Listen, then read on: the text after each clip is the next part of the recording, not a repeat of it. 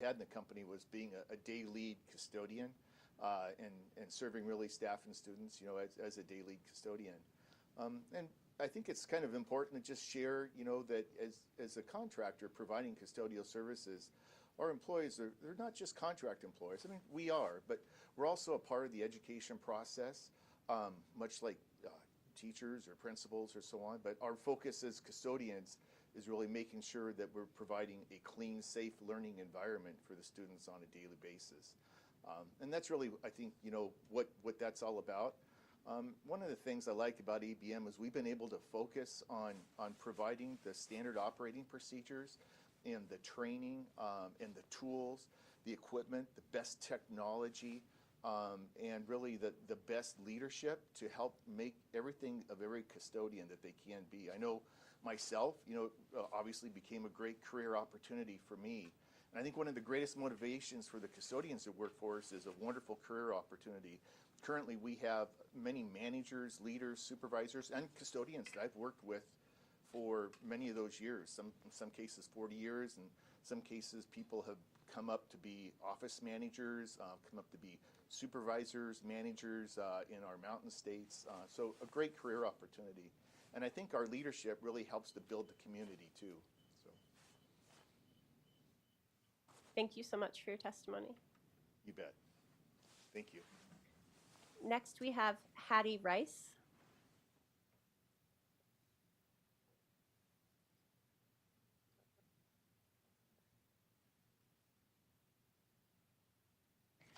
Hi, my name is Hattie Rice, R-I-C-E. I am from Two Rivers, Alaska. Ladies and gentlemen, esteemed members of the board, parents, teachers, and fellow citizens, my name is Hattie Rice, and I am in the 5th grade at Two Rivers Elementary School, K-3. Today I stand before you to discuss something very close to my heart, the importance of keeping our school open. Two Rivers, as you know, has faced its share of hardships recently. Through every challenge, our school has been a source of stability and hope for all of us. It's where we've learned to be strong together. In our small community, my teachers are also my neighbors, and their children are my friends and classmates. This unique dynamic creates a supportive environment that extends well beyond the classroom.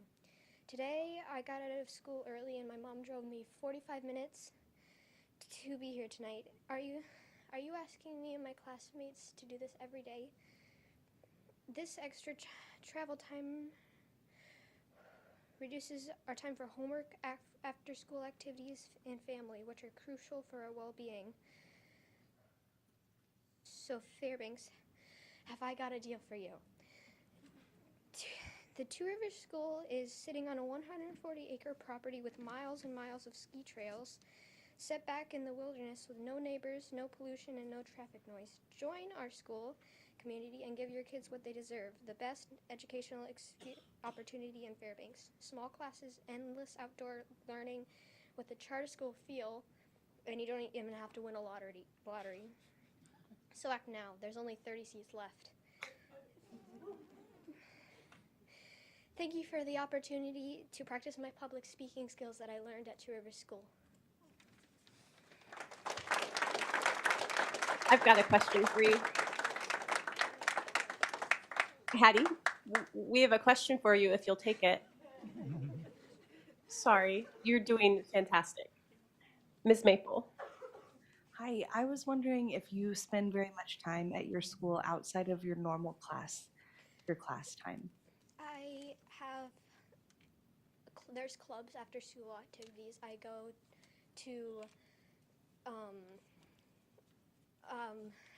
to some clubs after school, not that many, but my dad actually does one of the clubs, the soccer club, and yeah, that's... Wasn't trying to trick you, that's a good answer, thank you.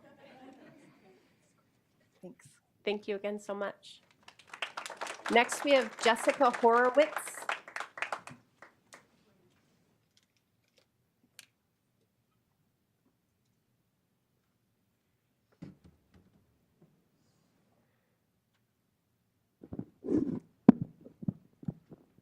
My name is Jessica Horowitz, Horwitz, and I am a resident of Fairbanks.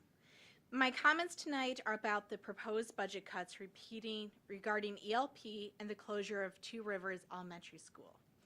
This is my first year teaching, and I have been lucky to be at Weller and Two Rivers Elementary Schools, where I have been made to feel welcome as a member of the schools and their communities. As an ELP teacher, I'm disheartened by the move to cut funding to the program. In my position, I not only test students for the program, teach those that have qualified, and teach the second and first grade PEP students, but I teach within the school. At Weller, I have assessed reading fluency and teach 3 daily walk-to intervention groups, helping my school comply with the Alaska Reads Act. On my Two Rivers Wednesdays, I teach a math group and have been helping our SPED teacher. As an ELP teacher, I'm not only teaching my program students, but the students at both schools. The Two Rivers Elementary School is not only a school that serves the students from kindergarten to 8th grades, but serves the community as a whole. Their festivals and community programs engage the students and members of the community. Students at the school have a deep bond, which is seen in the classroom and daily before school, when all ages, kindergarten through 8th, are playing Foursquare.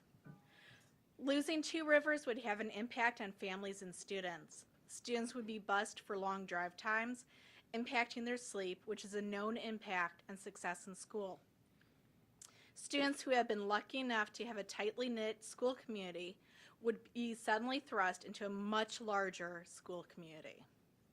In summary, I believe that while there are no excellent options for solving the budget shortfall, however, defunding ELP and closing the Two Rivers Elementary School would be a disadvantage for multiple students. Thank you so much. I do have a question. Sorry. Yes. Ms. Maple. I hadn't heard yet an ELP instructor talking about aiding other departments. Do you hear that from your colleagues that they're helping with SPED services, Alaska Reads Act, that sort of stuff? Some of them do, some of them don't. It depends on what their school scheduling and drive times are allowing, because most teachers have more than one school. Okay, thank you. Thank you for your testimony. Next on Zoom, we have Tanya Eris.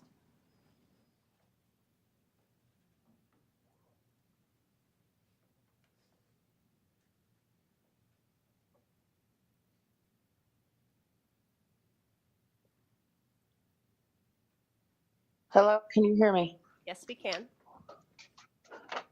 Thank you. Good evening. My name is Tanya Aris, A-R-I-S like Sam, and I live in Two Rivers. 3 of my kids are Two Rivers alumni, and I currently have a 2nd grader in this school. Two Rivers is a unique school with a lower child-to-teacher ratio, but our children receive an excellent education. Where the school is located, our children have opportunities some others may not have, such as an ice skating rink, a sled hill, cross-country ski trails, and some garden boxes.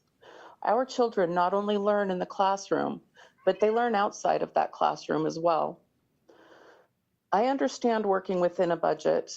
Our children have the right to a public education, and they deserve that education in their hometown. While Two Rivers is unincorporated, we are a community. The school can and has been used for community functions. The staff has become like family to the students. If you decide to close Two Rivers School, we will be required to rely on Durham buses, and in the last 2 years, they have been unreliable at best. You will be busing a child 25 miles from one end of a dangerous road to the other twice a day. When, not if, but when the bus is late, it is disruptive to the child's schedule, as well as interrupting a class already in progress when they do arrive at the school. These children will be required to wake up earlier and get home later to be bused that far. I understand working within a budget and trying to find ways to trim the fat. Closing schools does not help our children, the future of America. Instead, you are setting them up for failure by putting them into larger classrooms with greater teacher-to-child ratios. I suggest you look in other directions to trim the fat. Do we need more administrators than teachers in the borough? Does the administration have standard, not bloated, wages? Every time there are budget cuts, our children suffer. That must end. Protect our future. That's time. Thank you. Thank you. Thank you for your testimony. Next, we have also on Zoom, Jasmine Wicks.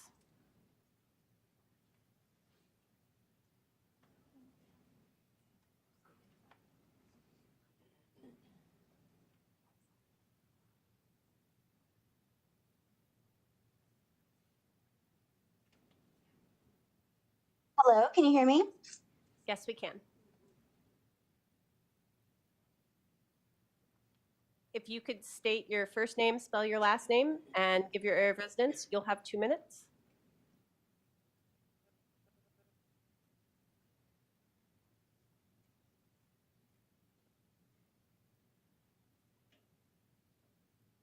I'm zooming in because my children actually participate in a lot of wonderful extracurricular activities at Two Rivers. This evening they had a yearbook club. The other days of the week they attend Pokemon Club, where they trade with their friends and learn the value of fair trading. They also attend soccer. Both of them, I have 2 daughters, on the evenings. When my little one is participating in soccer, the bigger one is playing chess with her friends in a game room that's proctored by volunteers. So anyway, I couldn't make it there to be with you in person this evening because of the drive. This closure would be a great tragedy to my family, as well in the community in many ways. And I could sing praises for the school all day long, and I please do invite you to ask me questions about some of the really cool things they do there that my kids have not received in any other school that they have attended. Just to simplify that, my 2nd grader is reading at a 4th grade level. She is worked with ahead of some of her classmates, ahead of her own grade level, to continue working ahead. My 5th grader is testing well above national averages on all of her subjects. And they both tell me daily about the amazing things that they are doing at their school. I have heard tales of everything from working in partnership with the Department of Fish and Game to grow and hatch 300 coho salmon, to learning to ice fish, to caring for the planet and learning about indigenous culture. They have a buddy bench on the playground so nobody feels alone. Sorry. Oh, goodness, I'm sorry. Oh. My husband and I both work in medical professions. That's what brought us here. But Two Rivers has kept us. I'm so sorry. You're doing great. If the school closes, I will have to close my business because I did the math and we will be traveling approximately 114 miles per day from the time I drop my kids off at one school in North Pole, back to Weller, back to Two Rivers, and then repeating it. The research shows that this lengthy commute can affect my children's health. I'm really sorry, but that is your time. But is there any? I'll send a letter for the rest. Thank you. Thank you so much. Next, we have on Zoom, Jordan Lewis.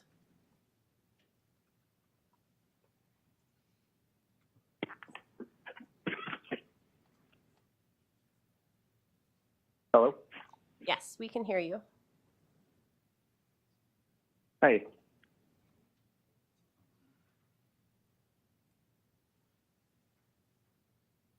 You can begin when ready. Hi. Yeah, my name is Jordan Lewis, and my son goes to Two Rivers. He's in 1st grade.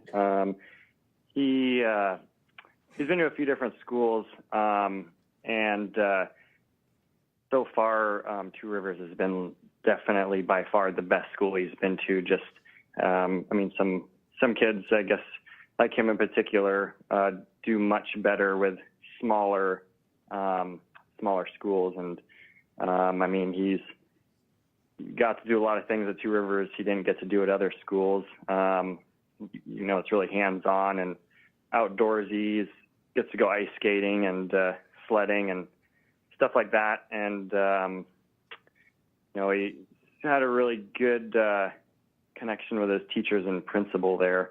You know, they've been super helpful, and it's just convenient that, I live like a mile from the school, and the next closest one's probably at least 20 miles away. Well, I guess being a single parent, it's kind of hard to, work and be around to pick him up, if he was to go somewhere a lot farther away. Yeah, Two Rivers has been a super good fit for him, and I sure would hate for him to have to go somewhere else if the school closed. So, Thank you for your testimony. yep. Next, we have in-person Theo D. Laca.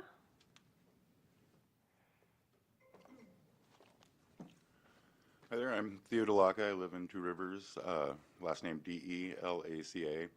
I currently have a son at Two Rivers, and my older children went there when they were younger.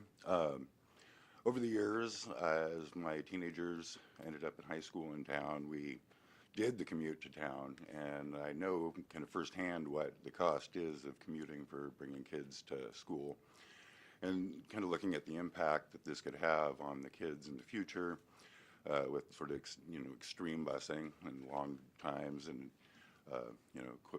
could amount to cumulatively thousands of hours kids are spending on school buses instead of being in after school programs, or sleeping in the mornings, having to get up that much earlier to make it to town, or whether they go to North Pole or whatnot. Two Rivers is an amazing school. We have a ton of things to offer out there. There's after school programs, there's ski trails, there's ice rink. It's a gorgeous school, gorgeous environment. There's not ice fog. It just seemed shame to shut down a school that just so wonderful, that would impact the kids so much.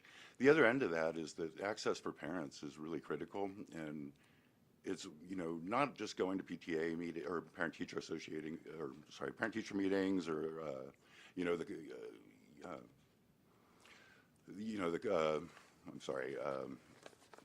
the concerts and whatnot, but it's also being able to volunteer and participate too, to be able to go down to, play in the family soccer games, or go to family ski night and ski with your kids. And those are things that aren't really available if you have to drive for an hour to get somewhere. I know that when my kids were going to school in town, those opportunities just weren't there. It was a lot harder to participate. So I feel it's really critical to keep a school in our community. Thank you for your testimony. I think we have a question, if you don't mind, Mr. Burgess. That's okay. Oh, okay. Next, we have Joanna Livadias. Joanna Livaday, Livaudais, Ben Eielson. A great majority of the families stationed at Eielson Air Force Base look to the programs and services on base. Being remote, having schools that accommodate their children on base is one of those sought-after resources. Many choose to live on base or drive their students to Ben Eielson because of the community and higher education standards we clearly have in the district, even with the district choking off resources to Ben Eielson. Just look at the graduation and test scores. This works because many parents are heavily involved in the schools on base. Closing Ben Eielson would greatly affect the stability and resiliency of the base. Deployed spouses, single-family homes, and dual families, many which depend on the proximity resources in our community. Why not streamline education within its own community and not strip education from a community? Why not consolidate North Pole Middle into North Pole High to meet the deficit demands? Our community is already sacrificed by cutting Anderson. My 6th grader will attend 3 different schools in 4 years if this goes forward. The impact is greater and far more reaching than if you combine schools within its own area. Junior and senior ROTC programs will be affected, student body and athletes. My son will be a senior next year. He sacrificed and worked very hard to make it to state as a D2 athlete. This could impact the outcome of college, funneling a D2 athlete into a D1 school his senior year. Very likely stripping away and not guaranteeing the work he has put in for years. College opportunities and scholarships could be lost because of your decision. Our military presence impacts the city to the tune of about $720 million economically. We enrich this area by bringing students, teachers, professionals, and all sorts of spheres around the community, helping the city thrive economically and socially, and creating stability. Thank you. Thank you for your testimony. Next, we have Heidi Bingham. She couldn't make it, okay. And then Angela Jones.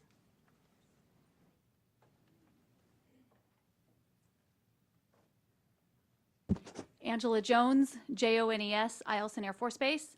I'm here to advocate for Eielson High School, for the families, not only that are here now, that will be moving here in the future. Another school closure on Eielson will affect 4 of my 5 children. I was an in-home childcare provider on Eielson Air Force Base for 3 years and 10 months. I am well acquainted with federal laws regarding children on military installations. These laws are stricter than the state of Alaska childcare laws. All families residing on Eielson must abide by the federal laws, or they will be reported to family advocacy, as I have witnessed. One specific law is no child under the age of 9 is allowed to be in a home or outside in the yard alone for any reason, even with a cell phone. So my daughter, who is 8.5 years old and in 3rd grade, cannot be in our house alone after school. And I have brought the federal supervision policies for Eielson Air Force Base for the board. Her older siblings who attend Ben Eielson walk across the street to Anderson Crawford, pick her up, and they go home together. Teenagers from Ben Eielson High School are literally filling the child care gap for our service members until they get home from work. This is the case with multiple families on our installation. We need to keep Ben Eielson High School open. Because of the coordinating school schedules on the base, all federal military child laws are being kept. The second issue I'd like to address is busing. I have seen firsthand how this district handles busing children. The past few years, I have seen the district providing services every other week or 1 day a week. Eielson Air Force Base and their service members cannot depend on this type of schedule, especially with the distance for North Pole. For 2 years, I personally worked with over 15 families in my 15-passenger van to get their kids to and from school because of the deficiency of the busing in this district. The district you can buy as many buses as you want, but without drivers, there will continue to be busing issues, and keeping Ben Eielson open will keep 363 students from being bused to North Pole. Thank you for your time. And if you can give that to Ms. Pullen, she'll make sure the board gets it. Next, we have Eva Alibi. Dear School Board, my name is Eva Alaby, A-L-L-A-B-Y. I live in Fairbanks, west of Yankovich Road, and I have a Pearl Creek kindergartner and 2 more to go there soon. I appreciate your service and listening to the public. And I was moved by many testimonies last Tuesday, and today I'm here to advocate for keeping schools open as part of the responsible budget. And we took nearly 3 years to look for our house because we wanted our house to be in the Pearl Creek school boundary because Pearl Creek is one of the standout schools in the district. But at the same time, after hearing all those heartbreaking testimonies, I would not wish any school to be closed at all. I believe there must be another way. I know many of you school board members are new to the board, but please remember, budgets are statements of values of what is important. They are not simply numbers. Our values include the highest quality public education, available to everyone, and we elected you because you share our values. The school board should ensure our shared values are upheld in this budget. You can do other things than closing schools. For example, if every school district building lowers its indoor temperature by 1 degree, that will bring almost 3% cost savings per each degree. Lower by 2 degrees, it's almost 6% savings.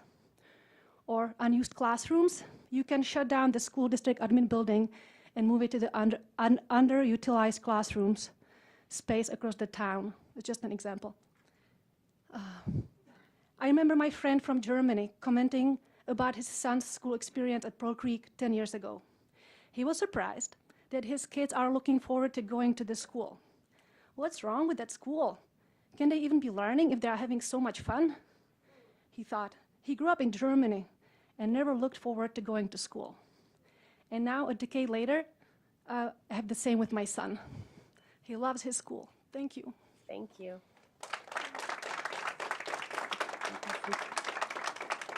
Next, we have Chelsea Davis.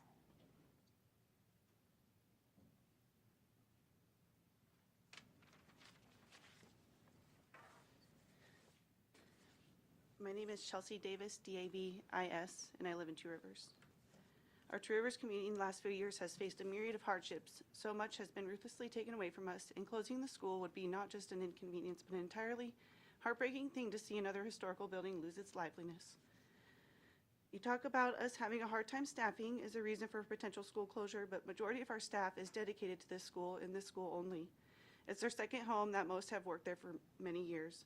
While they may find themselves having to go elsewhere, it just doesn't make sense to create substantially longer commutes and bus rides for our students that are detrimental and dangerous in so many ways. Being a parent and part of the PTA for 1 year, I quickly found myself greatly connected to the school and committing to a job there. As the new after-school program coordinator, the event coordinator, the substitute teacher, the tutor, and the many things in between, I'm gaining a passion and education for the younger generation more than I ever thought I would. I've worked diligently developing the foundations of our new after-school program throughout this current school year. And if all my hard work bluntly comes to an end because our school closes, I would be so disappointed. Our school at this time is actually thriving these past couple years, mainly because of a more than dedicated principal, Ms. Wild, who has also previously been a teacher at Two Rivers for many years. She spent so much of her life at this school making sure everything is in line and well communicated for a smooth day for everyone. She's above and beyond committed to this job, and I know she will continue to do so for many years to come. I could say something special about each and every staff member if I had the time, but I can't forget and really want to praise the present and involved volunteers of Two Rivers School. They show up and truly care. Our community comes together and makes it happen for the children. We have very few options available out here to us other than the school, so please don't take away one of the only things we have left. I feel confident in our school's future. As a mother of a young student there, I'm committed for years to come and know I can make a positive impact and big difference in this school. As a business major UAF graduate and local entrepreneur and small business owner, I know money management and budgets can be challenging, but I hope you wholeheartedly take this all into consideration and are coming up with an alternative solution to closing our schools. Thank you. Thank you. Next, we have Corrine Lundell.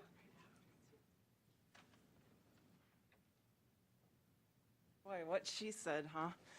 I'm Corrine Lundell, L-U-N-D-E-L-L, and I live in Two Rivers. And my entire teaching career of 24 years has been in rural communities.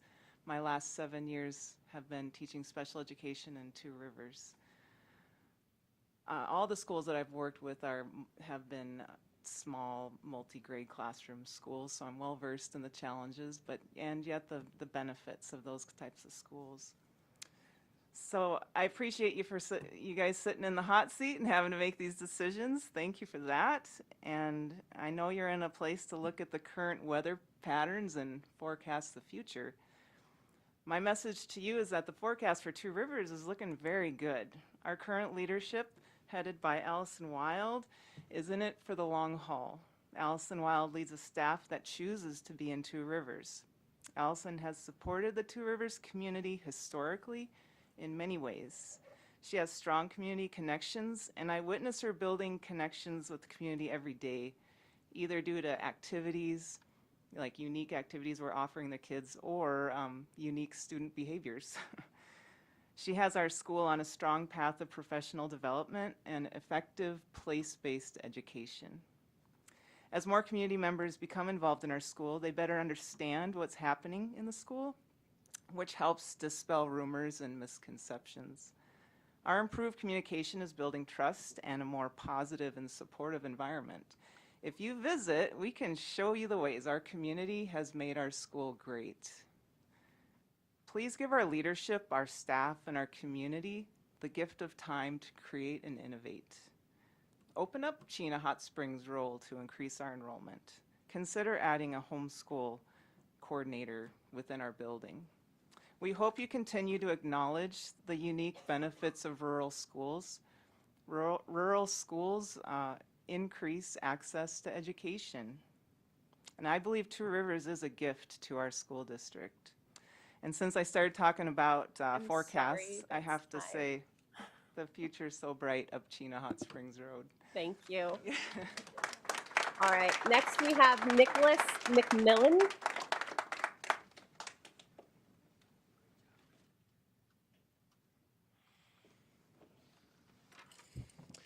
Plan for more time than I have. So my name is Nicholas McMillan, McMillan. And I'm glad a lot of our Two Rivers community has been talking about how the school affects the community. Because I want to talk about how Two Rivers, as far as it relates to the budget, and something that I see as potential inaccuracies. Because one of the things you're going to look at is it's a remote school, and the logistics of transporting kids from that remote location to another school, from a school that has already planned its time frame to work with the bus's schedule. That causes problems in perhaps staffing more buses, more drivers, higher fuel cost.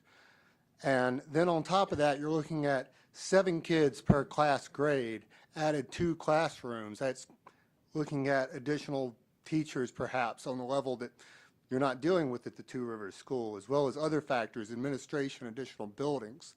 So ultimately, you're looking at the cost of shutting it down actually costing money, therefore keeping it open being less expensive than you initially thought. And then aside from that, you're also looking at the long-term cost of it, which, talking 10 years down the road, so many people have mentioned about the community and how it helps the community. Small town area, and it's a lot of community, it's a big community hub for that. With it being pretty much the community centerpiece, you take that out, the community starts to die. People start to leave. They can't sustain the lifestyle they had here, they wanted here, the ones for their kids. And suddenly you have those people start leaving, businesses start losing money off of that, perhaps failing. It's happened time and time again in other places. You'll probably hear anecdotal evidence from my wife where those places die off. And it ends up costing the community big time, taxes down the road, all kinds of stuff. And I just wanted to say that basically you're now left with a decision that cost you more than you thought it would and saved you less than you expected. Thank you. I do have a question for you. Ms. Maple? You spoke about the community impact and you framed it in terms of money, but I'm curious if you could share how you've seen the Two Rivers School be used as a community hub, like you mentioned.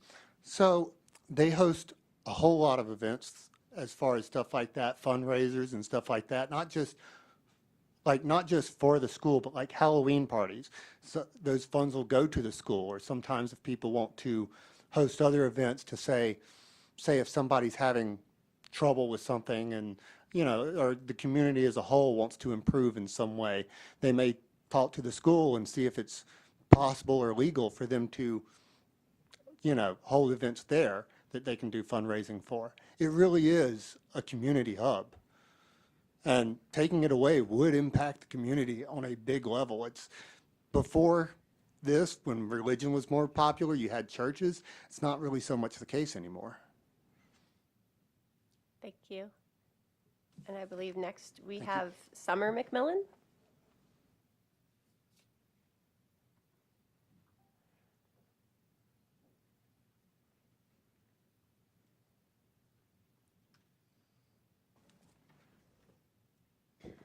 Hi, my name is Summer McMillan. It's McMillan. I reside in Two Rivers, more specifically the 14.5 miles Chena Hot Springs Road. I want to thank you for allowing me to speak tonight. I'm the mother of 3 children. I have one who is 21 years old. He's been out of high school for quite a while now. I have another who is a junior at North Pole High, and our youngest is in 1st grade at Two Rivers.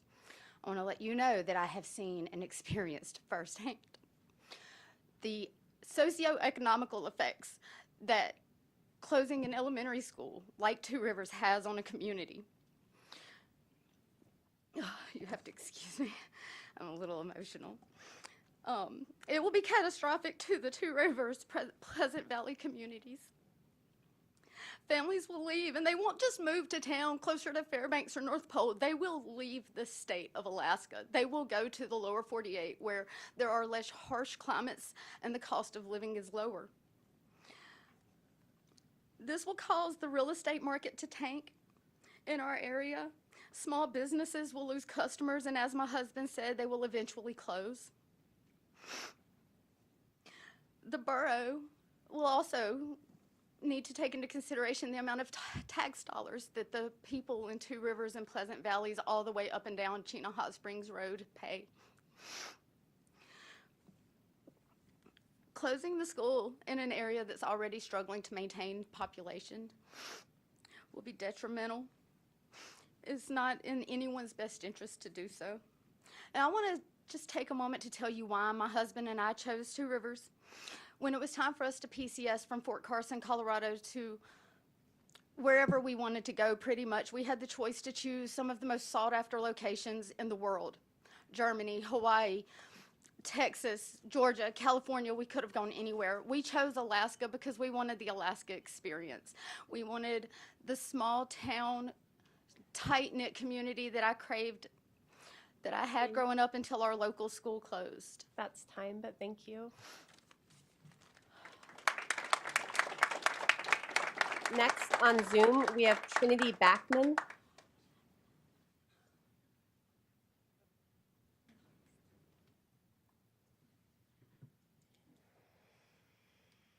President Hardy, I don't see her on there. Okay. We will move on, and I'm going to spell this one because I am afraid I will butcher it beyond recognition. Katie, Ojaniemi.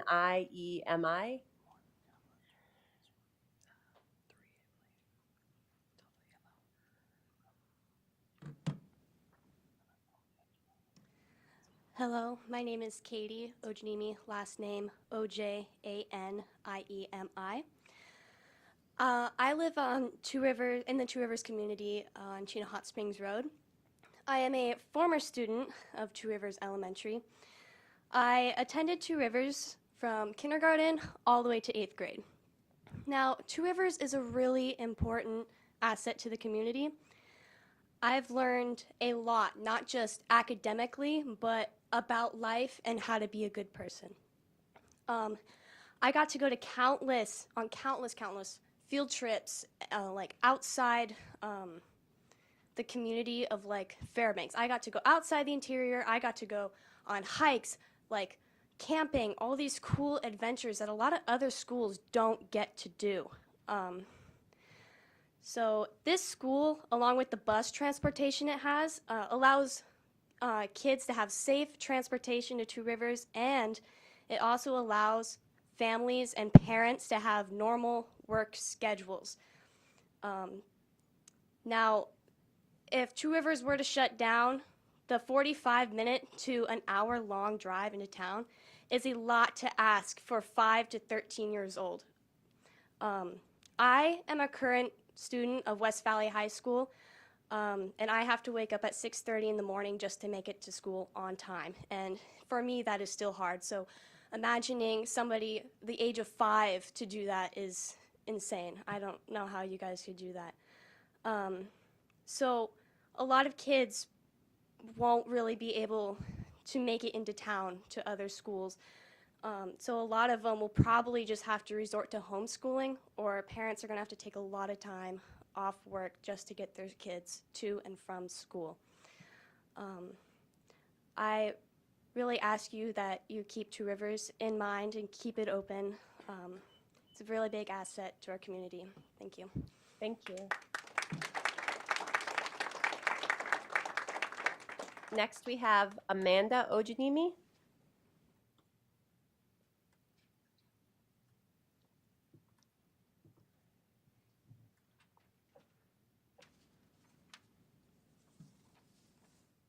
Good evening, and thank you for holding this public testimony for us today. I'm Mandy Ojaniemi, Ojaniemi, Katie's mom, and I also have another child that's an alumni of Two Rivers School, and obviously I'm from Two Rivers. I'd like to ask the board to consider keeping my local school, Two Rivers School, open.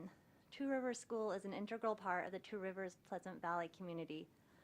One of Two Rivers School's best traits,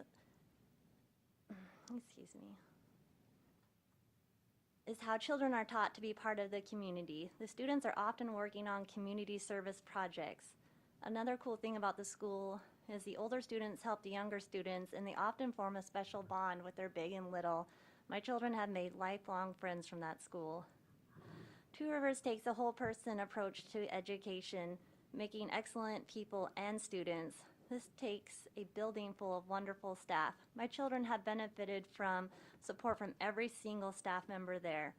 We still enjoy participating in family ski nights and community soccer games. Closing our school would put a hardship to families out here. The time and ability for parents to participate in school functions outside of Two Rivers would impact their education.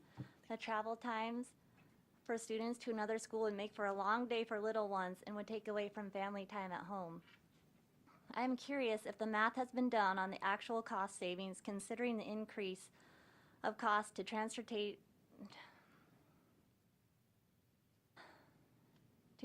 students. The savings may further be negated by the loss of students who choose to homeschool from a program outside our district.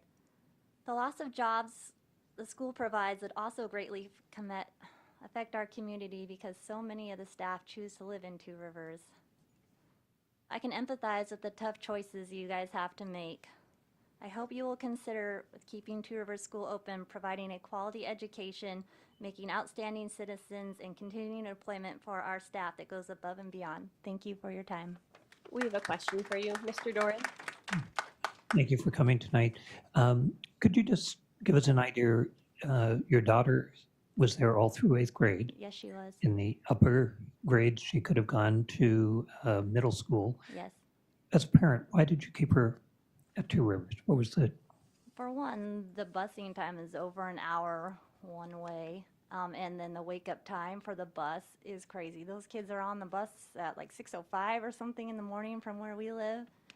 That doesn't jive well, but right now we're on the road at 6:30 as it is. But this particular child that testified for you, the smaller community aspect really fit her. She wasn't ready to be in the big junior high yet, and so the smallerness and the closeness of her classmates just suited her really well.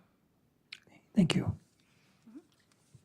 So we have, thank you for your testimony. I'm sorry. We have Trinity Backman online, and then we're getting close to that hour marked, but we are going to finish who's on our list up here with me. So to let people know who that is, next will be Lorinda or Joe Rodriguez, Beverly Prine, Margot Deutscher, and then Macy Burkeen. So those will people who will be able to speak before we move into our work session. After our work session is over, we will reconvene the public hearing to allow more people to talk, but that way people can plan their time. So next we have Trinity Bachman online.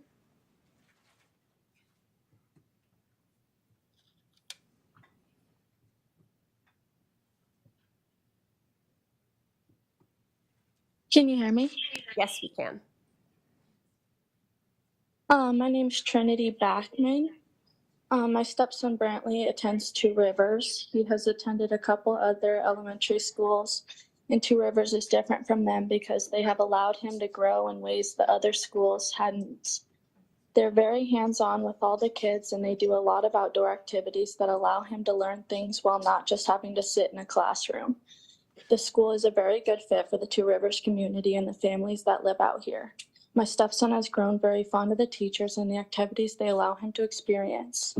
I'm sure a lot of other kids feel the same way. I think discussing financial cuts would be a better option than discussing shutting down a school that means so much to the children, families, and teachers as well. Thank you. Thank you for your testimony. Next we have, and I have both names, both a Lorinda and a Joe Rodriguez, so I'm unsure who, and that is on Zoom.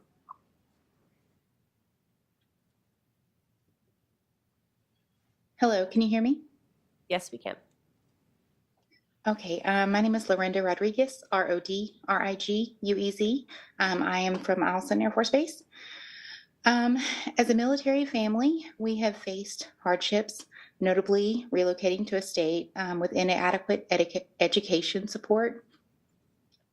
Despite this, my son has committed himself to graduating a year early to avoid the necessity of having to enroll in a new school after we move out of the state of Alaska next year.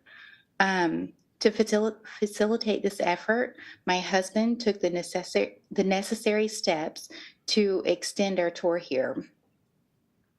Now, facing their pivotal senior year, both of our children would be impacted by your recommendation to close Ben Eielson. This possibly would require my children to transfer to North Pole for their senior year, which would be their 8th and 9th transfers. Despite enduring chronic underfunding and neglect, Ben Eielson has persevered. Our children anticipate participating in base internships during their senior year. These unique offerings provide a glimpse into diverse career opportunities such as engineering and air traffic control. However, a merger with North Pole High School would deprive many students of these valuable programs. Last Thursday, the board cited the need to maintain a low PTR as their top priority. Remarkably, Ben Eielson already excels in this aspect and boosts the district's highest test scores and graduation rates. It defies logic to entertain closing a school that embodies the very priorities the board claims to value the most. Thank you for your Thank you. Thank you for your testimony. Next, we have Beverly Prine. I believe she's on Zoom as well. Hi, can you hear me? Yes, we can. My name is Beverly Prine, Prine, and I am a current resident of the Goldstream area and a previous resident of Two Rivers. I'm here to talk to you tonight because the issue of Two Rivers and Pearl Creek is especially dear to my family's heart. We currently attend Pearl Creek, but have been members of the Two Rivers community for the last 7 years, up until the end of this previous Christmas break. I would like to touch a little bit on both schools, starting with Two Rivers. Two Rivers is a true rural gem and a hub for the surrounding 15+ member community, and they are very widely involved with the community. It is a very tight-knit school where it is very much family unit. There are little to no bullying issues, and what is few and far between. There are no kids pushed out, and it is a social oasis of sorts. The teachers are astounding at what they do. My son specifically thrived in more than one way during his time at Two Rivers, and my daughter, having a much shorter time there, has thrived in the time that she has been. It is a place where these kids can still be kids in a world that is quickly forcing them to grow up. They can embrace the Alaskan lifestyle. When we moved, my son's class was learning how to plant snares and trap rabbits, and saw the entire process through to the end, to include tasting the fruits of their labor. There's not many other schools in the nation where a 4th grade class has that kind of an experience. My daughter, being in 1st grade, came in with an IEP and was severely behind in her speech, and learned to thrive in the environment because of the extra effort and attention that she was getting from her teachers and their support staff. There are not many other schools that can do that to the level that Two Rivers does. It is a family. By closing Two Rivers, you will completely be uprooting an entire community. For Two Rivers, this is not just about closing the school. This is detrimental to the entire community. And from what I have seen at Pearl Creek thus far in the short month and a half that we have been there. I'm sorry. Okay, thank you. Thank you for your testimony. Next, we have Margot DeRocher. I'm sorry.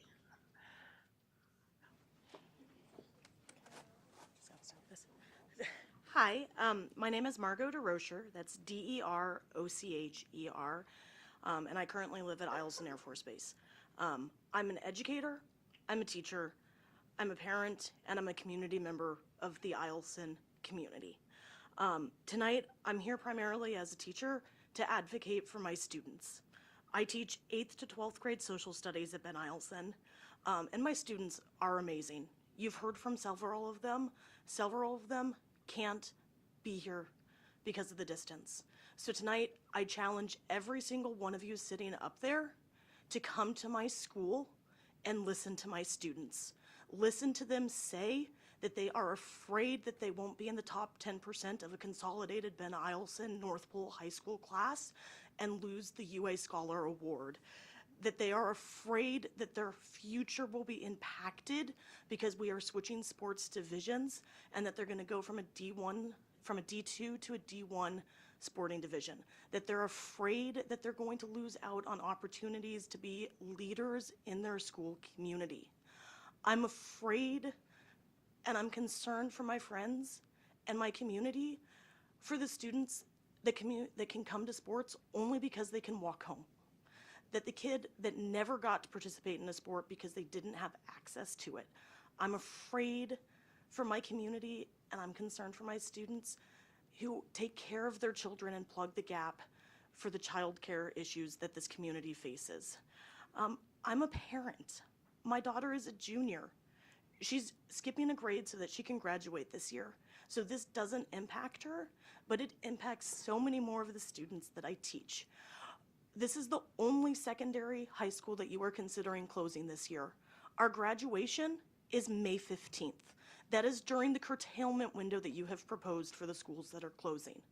What do we tell our graduating class when they graduate after you have closed our school? So I would like to close with a challenge and an invitation that you come to my school, that you talk to my kids. These are future students, future adults, and they deserve to have their voices heard. Thank you. Our last person is Macy Burkeen.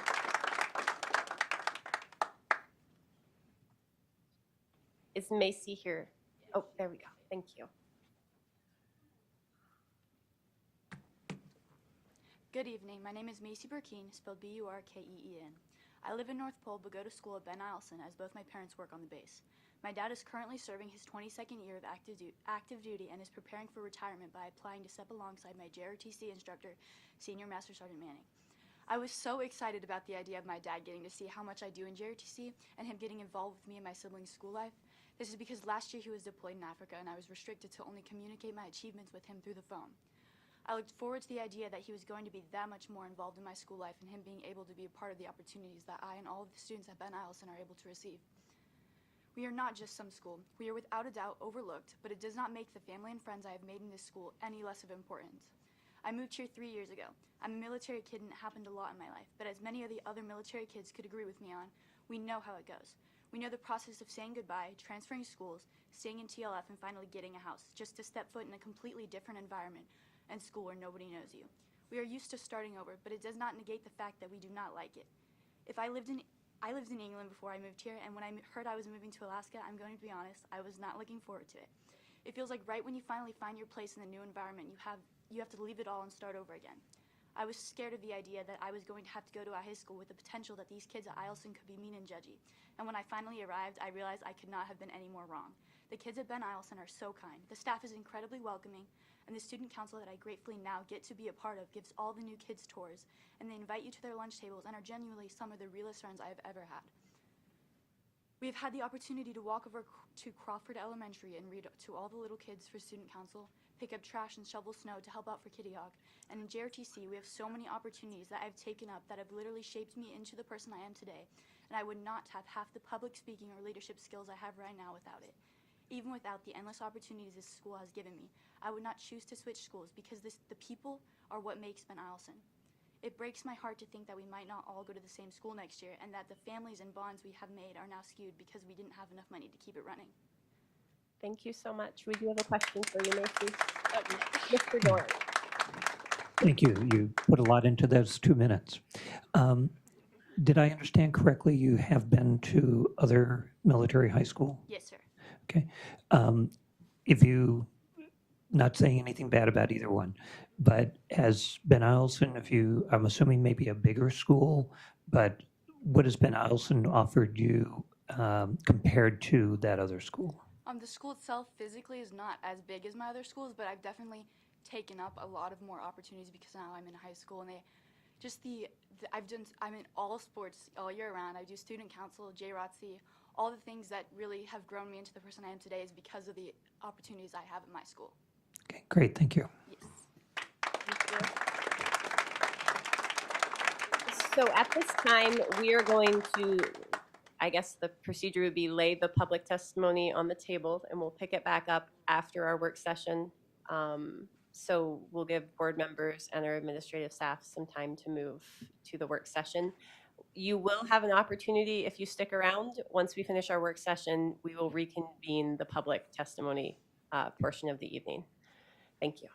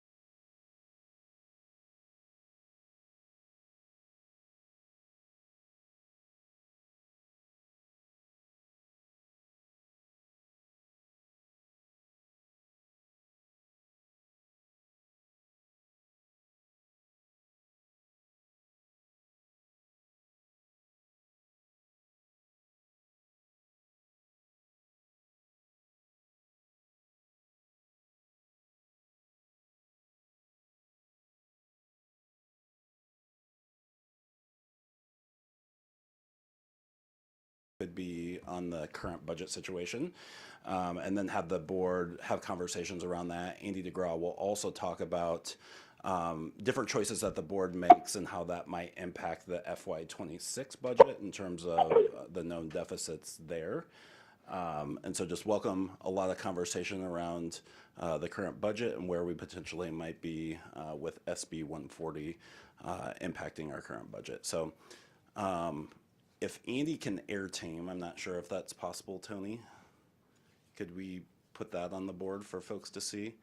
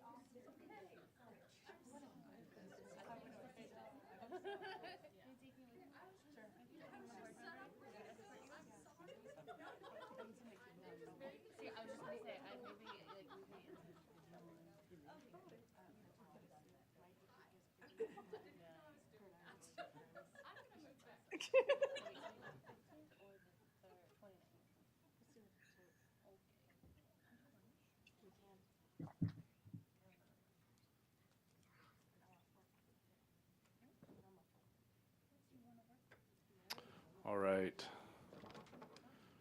I'm going to go ahead and jump in. Thank you, Dr. Miner, President Hardy. We'll go ahead and look at, titled this a possible recommended budget scenario. Just go over the one possible scenario that we might see with the passage of SB 140, although I'm sure lots of folks have heard there's some certain significant uncertainty attached to what we saw over the weekend. So, but nonetheless, we'll go over what's in the bill and how that might impact our finances going into next year. So row 4, starting with the estimated deficit for FY25 of a $29 million deficit. We have additional state funding. This is the one-time funding we were assuming for our budgeting purposes that was going to duplicate itself into 25.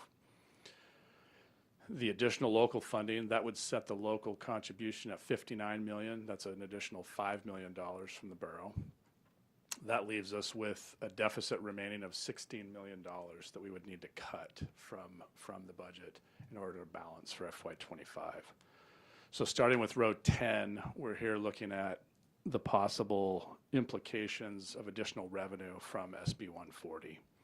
So it has a $680 BSA increase in it. That's a permanent increase. Little over $8 million. With a permanent BSA increase, along with that comes automatic increases in funding to our charter schools here in the school district. We're already giving them some voluntary one-time money. We took that out and put back in. It's about a $1.1 million permanent. Of the 8.1, about 1.1 goes to our charter schools here locally. So we have about a $7.3 million net revenue increase from the 680 BSA increase in the bill. An additional $600 comes from the correspondence clause, increasing the multiplier from 0.9 up to 1.0. Again, $600 increase based on our current enrollment in our BEST program. There was an increase in transportation funding. have it zeroed out here because that funding will go directly to the transportation fund, not the general fund. We're looking at, this is a general fund deficit that we're talking about. That will add approximately $1 million to our transportation funding. So a little over 10 million right now. Currently, would up that to a little over $11 million. And then READS Act funding comes in the bill. I think it's $500 for each reading deficient student in grades K through 3. Based on some preliminary estimates that we have and numbers that we're looking at, we're seeing that approximately $1 million as well. For the purposes of this illustration, Dr. Meinert and I have talked about not, zero is there because the intention, at least from administration, is to dedicate those dollars to READS Act implementation, not necessarily to reduce an existing budget deficit. So that leaves a remaining budget deficit of a little bit over $8 million. So basically, in essence, it's cut the deficit in half that we're facing from 16 down to 8. Any questions? Mr. Doran. Thank you. On the transportation, though, that will go directly into that fund, but it would reduce the amount that we would need to subsidize. So because of that, it would still be $1 million into our revenue because we count that. Correct. With President Hardy's permission, would you like me to jump into the transportation numbers? That's a Sure, perfect go segue. ahead. Next tab. So here's our transportation outlook, and I've adjusted those numbers accordingly. So just as a recap, we went over this, I think, the last work session we had. Current fund balance stands at a little over $4 million. Our estimated FY24 deficit in transportation based on 85 average routes is about 2.4 million. We expect about 1.7 million of our fund balance to remain at the end of this year, so available for next year. This is including the additional transportation dollars. It's over, you can't see it, additional transportation revenue included, okay, the $1 million. That reduces next year's anticipated deficit from 2.6 down to 1.6. So that would leave at the end of FY25 available or FY26 about $100,000 based on that estimate. So that's to answer your question, Mr. Doran. Yes, that's where the benefit comes in. It would eliminate the need for an immediate subsidy, potentially, if there's a lot of assumptions here, but right, based on these assumptions, yes, it would eliminate the need for a subsidy in the FY25 budget. However, if you continue down, just running some different scenarios, if average routes increased to 90 next year, then that would create an end of year $400,000 deficit. So roughly every route added is about $100,000. And then just to wrap it up, looking at FY26 with these additional dollars and with an 85 route average, we would be looking at about a $1.7 million subsidy for the FY26 budget. So 1 year from now, that's what we'd be looking at for the next year. Follow up? Mr. Doran. Okay, if you could explain to me, maybe slow in the thinking. And I know FY26, we will have a deficit going into FY26. This does not, if SB 140 does get signed off by the governor, does get, if he vetoes it, if it gets overridden, it does not solve our problem. Correct. Understand? But if it does, as we're looking and we're getting approximately $1 million for this year, that does mean that we don't have to put as much into subsidy. Correct. So we have that to work with, which actually then does lower our deficit for this year. It doesn't protect us in the long term. Correct. It covers us under, if we maintain an 85 route average, it covers us for FY25, FY26, it starts to become a big problem. So right. You're correct. And absolutely understand that. Yep. Ms. Burnett. So with that, while we may not need to transfer all of it like we are going to, we should probably still think of it for FY26 and still put something into that fund so we're not at zero. I would not argue with that approach. Obviously, that would be at the prerogative of the board. Seeing nobody else, I'll put myself in the queue. We had asked previously about how much we spend to meet that federal obligation of special education busing. Was that number something we could come up with, or? We have it. We'll just need to email it to you. We'll make sure that gets to the board. Okay, thank you. Mr. Doran. Okay, going back to your first slide again, the question on the charter schools, so the 680 BSA increase, which would be 340 above what we are expecting. I'm not quite certain why we wouldn't be figuring 8,000 versus the 7,300. The revenue side goes up. I know we're going, and I think it's important that we know what's going out, because that'll be divvied up. More will be going to charter schools out of our budget, and that, but that goes on to the expenditure side. So I'm just not sure why we're taking it off on the front end without.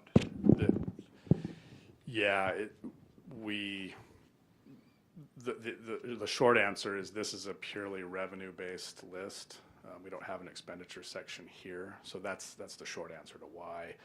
Technically, based on that approach, Mr. Doran, we would just increase the deficit by a certain amount, and that would factor in the increased expenditures. So that's a net increased revenue number of the 8.1 minus the increased, and we do know that. I ran it through my funding formula, and that is a good number, about 1.1 million. But it's not 1.1 million less, because we're already giving them about $300,000-ish. I don't know if the board recalls, you approved some extra dollars for them. So that would come off. That would come off the table, and then the permanent BSA increase would go onto the table. Right. Okay. And thanks for answering one of the underlying questions I also had there. Okay. And I did have one more. Go ahead, Mr. Doran. On the READS Act, and again, I know this is a moving target, and we don't know how many students would actually qualify for it, or how they'll actually work it out. But the way the bill is written right now, it just says it has to support the READS Act. It doesn't say what specific aspects of the READS Act. Is that correct? That is correct. Although under the earlier legislation, there's the outside of school and summer intervention portion of the READS Act that in our proposed budget, we did not factor in because we didn't have the funds to do so at the time, given at the time it was potentially an unfunded mandate. And so with this, it would be my recommendation that we would put money towards that outside of school intervention piece that is required by law. Okay. And follow up.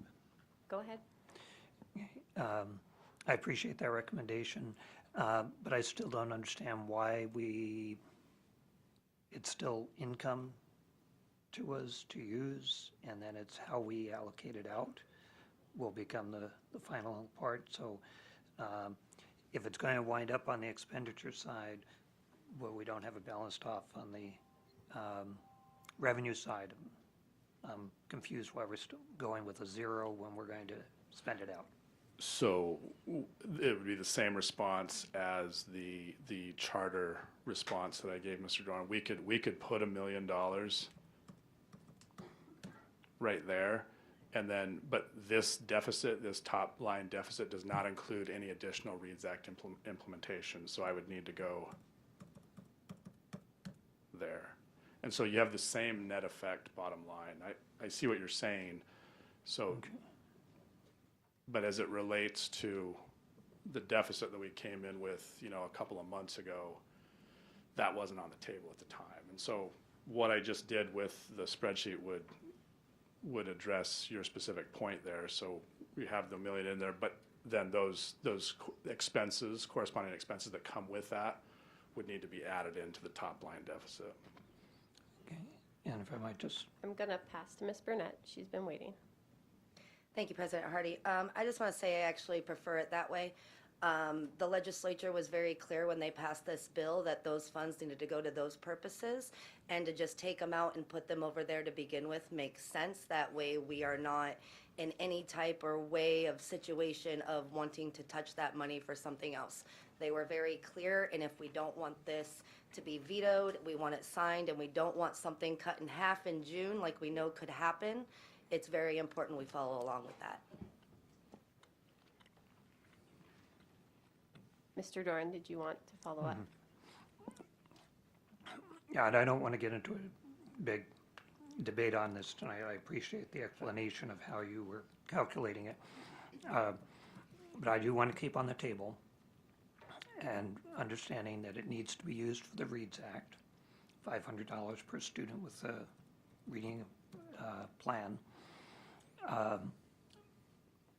But it's in the board, will be in the board's conversation as to how it supports that READS Act. And I think that's an open end that we will be able to discuss at greater length later on. But I just want that on the table, that it is not specified for a certain activity.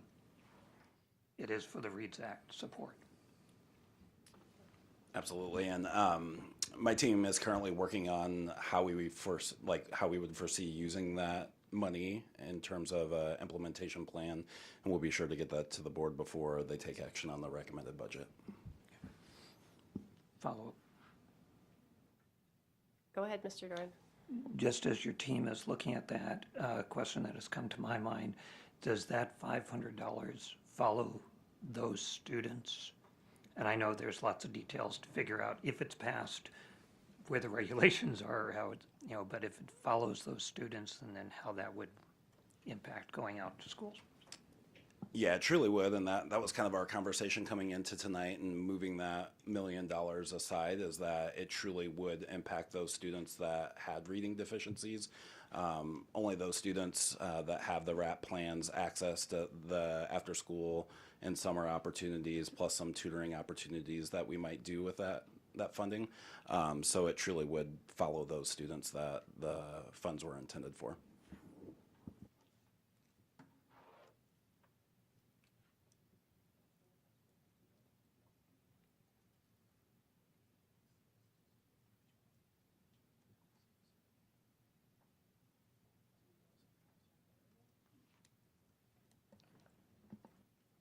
Okay. So I was wondering when I should bring this up. I would really like to see what it would look like if we assumed that the borough were to give us all of that, what has been lovingly referred to as couch cushion money. So assuming a $63 million contribution from the Borough Assembly.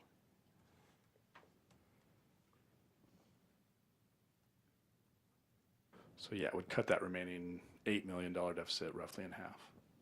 So additional $4 million, so $9 million total additional for a local contribution of 63.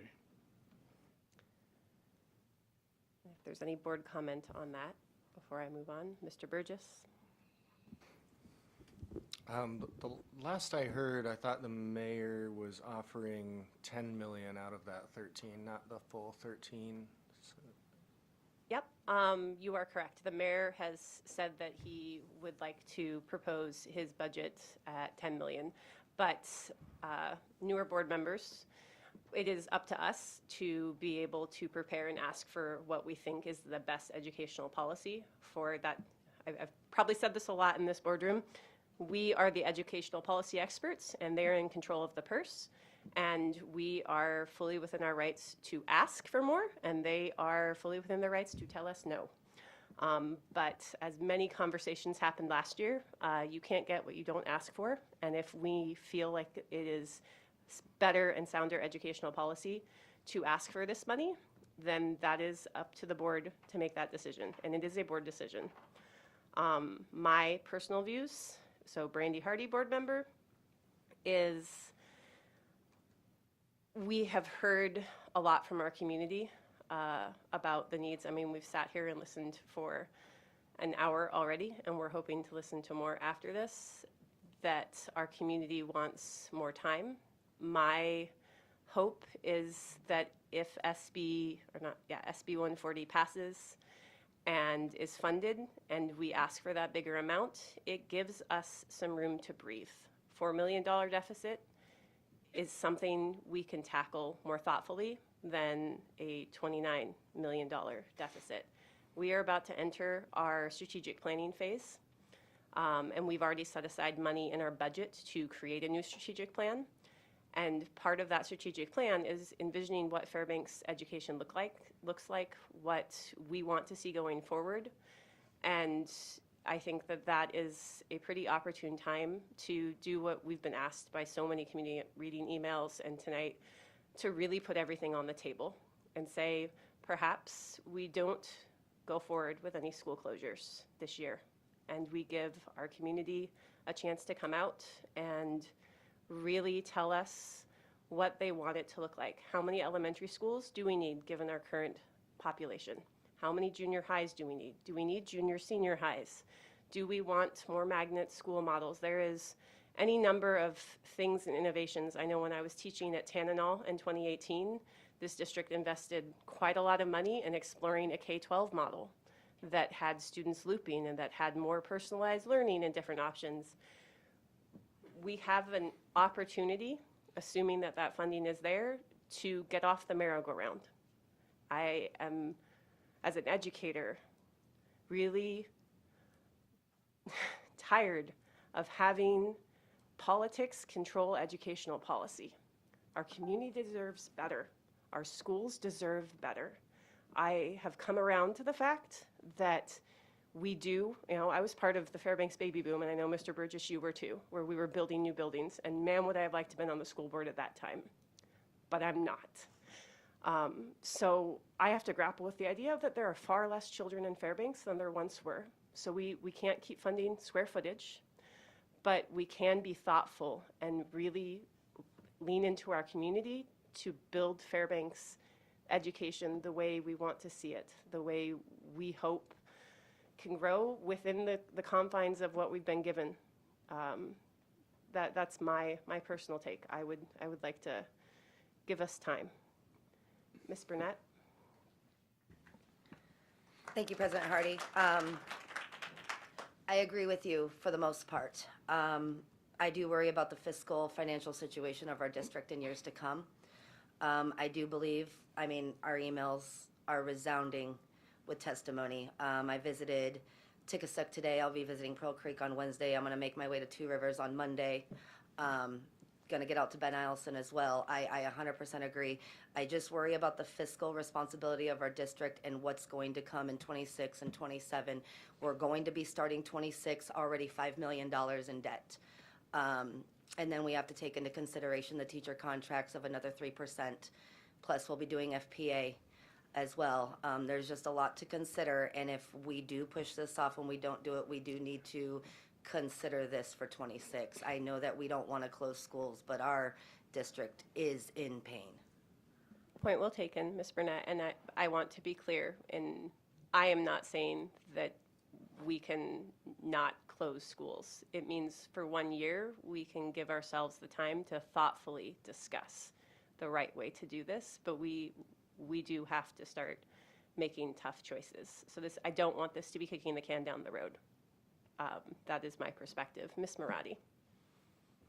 Thanks. I've got two things, if that's okay. The first one is just a clarifying question. When we were just considering the $13 million from the assembly, should they choose to provide that, it looks like the local funding on the spreadsheet that we were looking at only went up by $4 million. Did I miss something? No, I updated it to 9 million additional, which would be 9 million additional from the 54 that we're receiving currently. From the budget. So you increased it by 9 million? Yes. And why not 13 million? Because so it's 13 million from the 50. So the borough's baseline is 50. Mm-hmm. So when the mayor says an additional 10 million, he's talking about from 50 to 60. So the baseline for when the borough is talking and they're saying 13, that's from a baseline of 50, not 54. Got it. Okay. I mentioned that a couple of work sessions ago, how their baseline and our baselines are different. Yeah. Got it. Thank you. May I ask another one?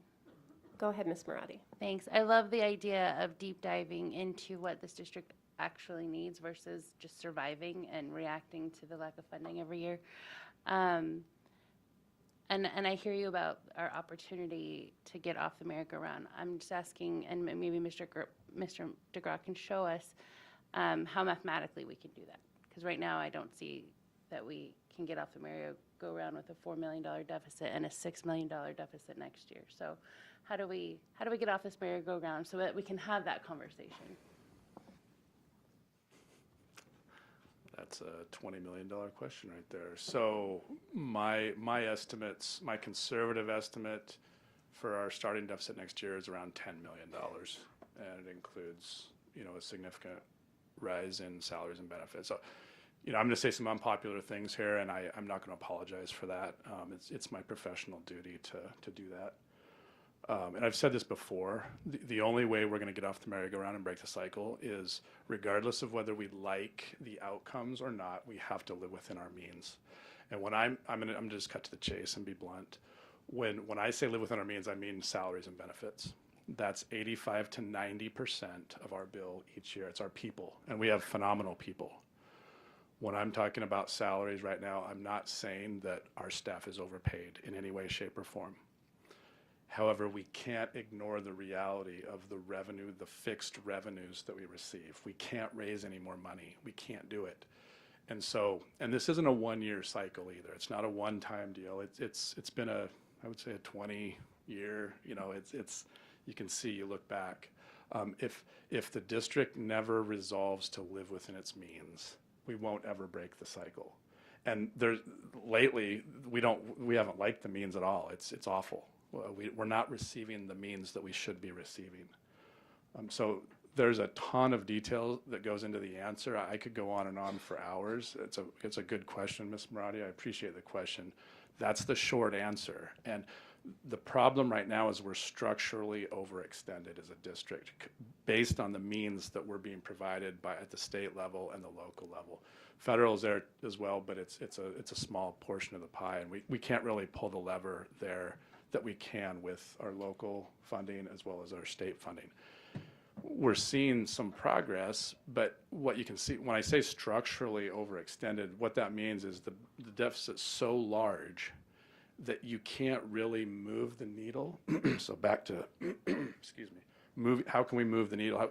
We can't do it with nickels and dimes and kind of kicking the can down the road.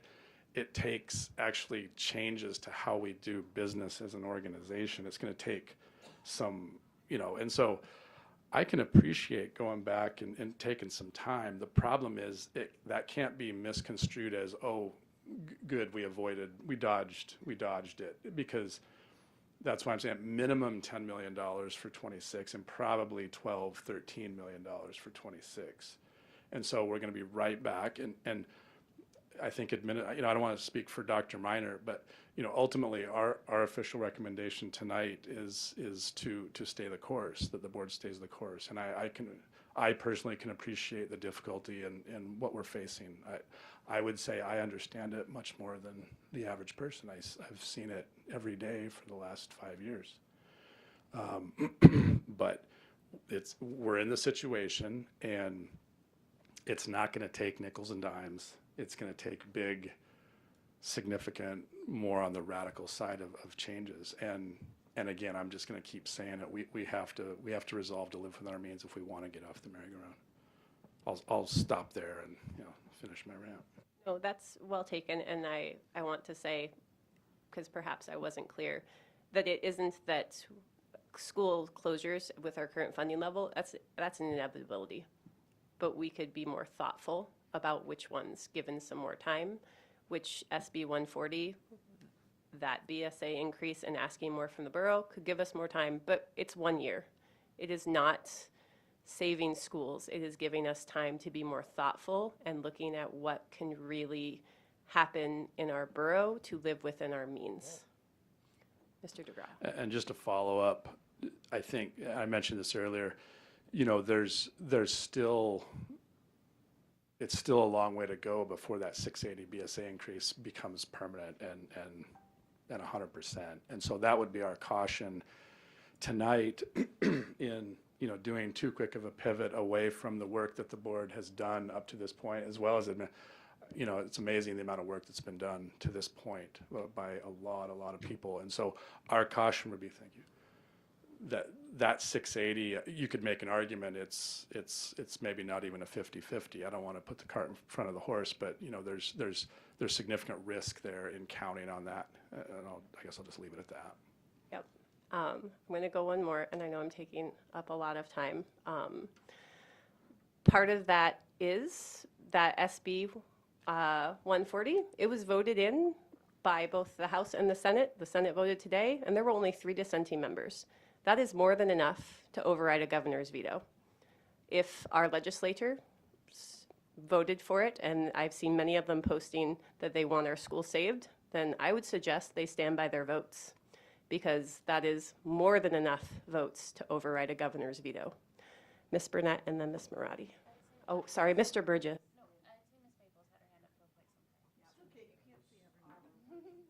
Ms. Maple and Mr. Burgess. So, pie in the sky version of this, a theoretical other $10 million, would that theoretically give us the room for one more year on this merry-go-round? And we're talking about a $6 million and a $4 million deficit. Does that give that cushion theoretically? If we had another $10 million in revenue tomorrow, sure, yeah. Like so we're looking at 16, and then if the 680 BSA increase sticks from SB 140, that reduces it to 8. So right there, an additional 10 would get us. Yes. Thanks. Go ahead, Mr. Minor. I think there's one major caveat to that is if that 10 million is sustainable funding year after year. If it's one-time funding and we're using it to plug gaps, then we don't get off the merry-go-round. So my thought there is it providing, if it's one-time funding, that it provides the cushion for a year of planning, not that it allows us to not make these hard decisions. Yeah. And then just to clarify, I want to make sure I'm understanding you, Ms. Maple. Are you saying the 10 million from 50 to 60? Or let me read. Beyond. Beyond the 60, so going basically straight to the max. Yeah. Okay. Mr. Burgess. Yeah, so statement I made a minute ago was, an assumption that we'll get a certain amount and not over that amount based on what the mayor said. And the reason I made that statement, I'm glad that it inspired an impassioned speech and a great discussion. And I agree with everything that you said about wanting to look at what we could actually do if we could get out of this deficit, if we had funding that was adequate. I also have similar sentiments that I would very much like to slow down this process of school closure, even though I agree it is somewhat inevitable that schools are going to have to be closed. What I want to do is, as we move forward with this budget process, is I want to be cautious that we don't overpromise something to the community that we can't ultimately deliver on. And so, the difference of $3 million is a significant one. I agree we should ask for everything. I would ask for more than that added 13 million, more than a total of 63 million, because that's what we truly need. But I don't want to, I want to be very cautious in building a budget off of something that we don't yet have. So, I would love to explore the idea of what we can do with that money, but I just think that, that we just need to be cautious about what we're communicating to the community, and we need to be honest with everybody and ourselves about what we can and cannot do and the money that we can and cannot expect to come in. Thanks. Ms. Marati. Mine was just to let you know that Ms. Maple had a question. I'm good. Ms. Burnett.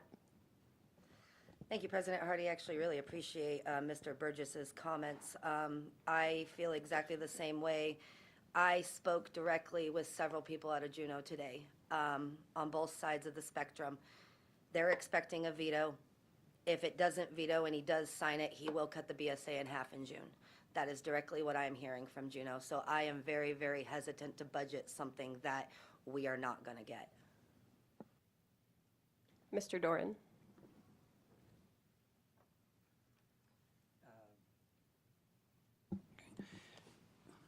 Basically, a stay the course. We are fortunate in a sense in that we have a month to kind of, before we have to have our budget, almost a month. Anchorage has to make their decisions by tomorrow night. And we won't know. And I've also heard the commentary that, well, even if the governor, if he vetoes, and he's indicated real hesitation about SB 140 today, if he vetoes it, if it gets overridden, he has a plan. And we might not get what we want. I do think that as we do that conversation now, that we also really keep in mind this conversation through next year, not to stop, not to wait until next spring, because we, as President Hardy mentioned, our strategic plan is up for development, figuring out what it is. Quite honestly, Thursday night when the House passed SB 140 and we were finishing up our budget committee meeting, which was all focused on our proposed budget, there were also lots of ideas, and it came through. The House passed it, and it was like, okay, what does this mean? By the next morning, I was thinking, okay, if I look at silver lining, if this all goes through, first of all, anxious tonight and really appreciate Superintendent Meinert and Mr. DeGraw's presentation. Okay, what do these numbers possibly mean? Where those, it does not cover our deficit this year. We will have to make cuts, even if we get every dollar from SB 140, we will have to make cuts. We will have to continue to advocate. Everybody in this room needs to write to the governor, write to the legislators. Maybe the governor will say, oh, great idea. He has some time to think about it. He's got 15 days once he receives it. There are lots of things on our plate, even if we don't need to make as many cuts this year or this spring. We're still making cuts. What are they going to be? What do they mean long term? And I'm thinking 5 years, 10 years down the line. Schools have said nobody likes to be on the cut list, the short list, but don't drag it out. Don't, you know, that's a tough position to be in if you don't know where you're going next year, and a variety of things with that. On one hand, I am hopeful, and whether we get the money this year or not, we still need to make sure we use next year to our advantage to make educationally sound decisions rather than financially sound decisions. Keeping in mind, as Mr. Gora says, it's not living within our means. It's living with what we have, what we're given, and that's what it is. What are we given to use? There are lots of things that impact, looking at education today, post-COVID, is really an impact on us, on our community, on our families, on our kids. And we listen to educators, we listen to parents, we listen to kids who are dealing with a lot academically, socially, emotionally, just a lot of factors. And I look at that and say, well, even if we keep our PTR as low as we can, and we say these buildings need to be, what is utilization within a building? If we're doing the READS Act and we have to have tutoring areas, we know it's not educationally sound to have people on carts and sitting in the hallway. We've done it. We've done it in closets. But it makes a much bigger academic impact if we can do it in a more substantial setting. So what does building utilization mean? We need to really look at that. It's not how many seats you can have in there, how many kids you can put in, because just on our SPED, we look at these SPED district-wide programs. There's one teacher because of a shortage of SPED teachers, but there are a lot more kids in those classrooms than we typically, where we might try and have 1 to 8 or 10 of high-need students. There are 19 in a classroom. You need 2 rooms to spread those kids out because of needs, and to do a good job. And it's impressive what those teams are doing in our schools. So that's not just saying, well, there's one program here, that's one classroom. No, it's 2 classrooms very often. So there are lots of these things that we need to do. We've talked about some schools being relooked at the secondary level. What are they offering? How do we do that? If that's on the plate, we need to make sure it's up now and for next year. I look at Ben Eielson, and it's just one of those things that crossed my mind.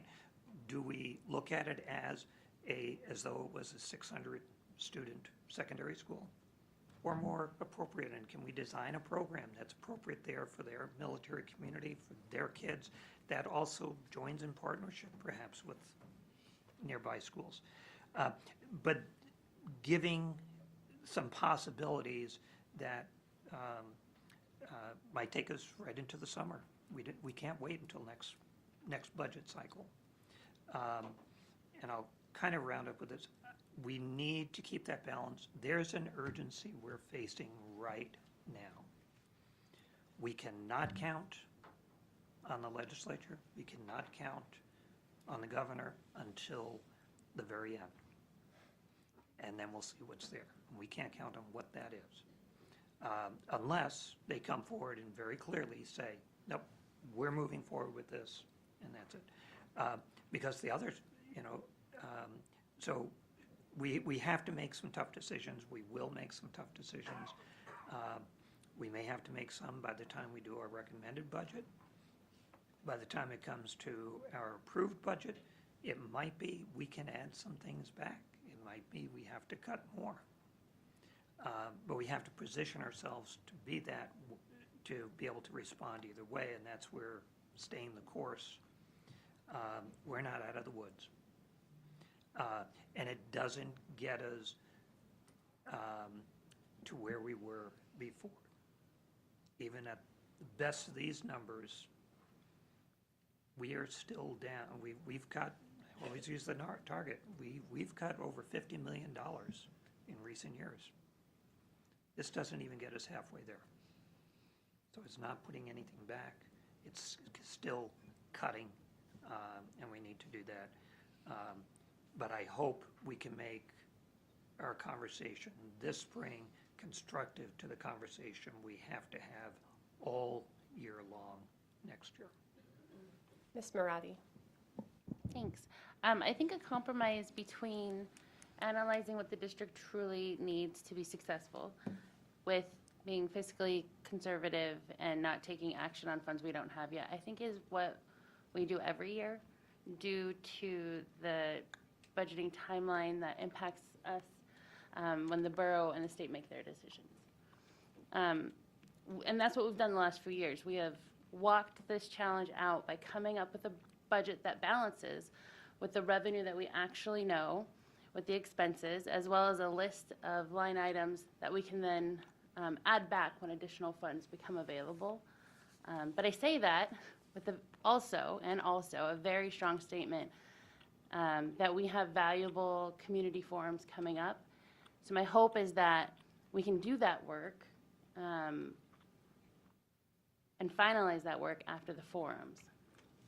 But that's how we've usually done it, and I don't know a different way. We have to statutorily balance, and so, and the way that we've done it the last few years, that has been a process that seemed to have worked with the board. I'm not seeing anybody, so I'll put myself in the queue. So my one thing, which won't surprise board members that were on the board last year, I don't prefer to do other people's work for them. It is not our job to play will they or won't they in the legislature. It is not our job to play will they or won't they with the borough assembly. I do know from having been out on the campaign trail with many borough assembly members that were newly elected that they campaigned on funding to the cap. So I feel pretty confident that they will be receptive to an ask for more. And it's not, as Ms. Burnett has said, it's asking for a cup and not the whole bag. It was money that was not already allocated. It was money that they didn't know was there. And I think that if we're going to give anything to our kids, it should be at least our couch cushion money. So I feel like that is a responsible ask from this board to ask for that. I also want to say, like, the people in Juneau, they're elected representatives from our community. And many of them are going around today, yesterday, saying, we saved your schools. Well, if they're going to say that, then they need to stand by their votes. It is not, we are very different than most any other state in the way that we fund our schools. We do not have any taxing authority. Other states do. Their school boards can raise taxes to raise the revenue they need to offset what the state might not give them. That is not the nature of education in Alaska. We are completely beholden to 3 funding sources. And there are other talks about, and I've heard it from military communities, what about that federal impact aid? That's a whole other discussion that would give us to the tune of $7 million if our state did it differently. If our state didn't take 90% of the impact aid that this community would be owed. And we are the only state that does that. I am so disheartened having grown up in this community. At one point, it was okay. We had what we needed, and so the way Alaska funded its schools, it worked okay. But when the state abdicated its responsibility to fund our schools, now we're here fighting over scraps. And it was never the school board's job to sit and wonder whether or not they will be funded. We were very clearly given the educational policy authority to make good educational policy decisions. I have a master's degree in special education. I have taught in our schools. I know what good educational policy looks like. And last year, it broke my heart to know that the budget we passed, we didn't ask for what we needed to do good educational policy. I am not saying that we assume a 1413 BSA. I'm saying we assume that legislators stand by what they already voted for. If we had asked me before that vote Thursday night whether or not we were going to get a BSA increase, I would have been, I have no idea, and it seems really unlikely. But a miracle happened, and we did. And to just let them off the hook now because we know that the governor might veto it, that's letting them get out easy. They got elected. They need to stand by their votes, just like the rest of us here have to make tough decisions and stand by ours. I will support and will work through the process, but it hurts me to think that we're going to do other people's work for them. Mr. Doran. I appreciate those comments, but I do think that as we go through our conversation, that we have to be realistic. And it also gives us the opportunity to really say why public education is so important. What do our kids miss out on if our state community does not invest in our kids, in our education? Last school board meeting, the testimony and then the testimony tonight is really a tribute to what people see happening in our schools, what our kids are benefiting from and what they're getting, and especially with the students who have testified. And I think that's part of the message that really needs to go to our state leaders.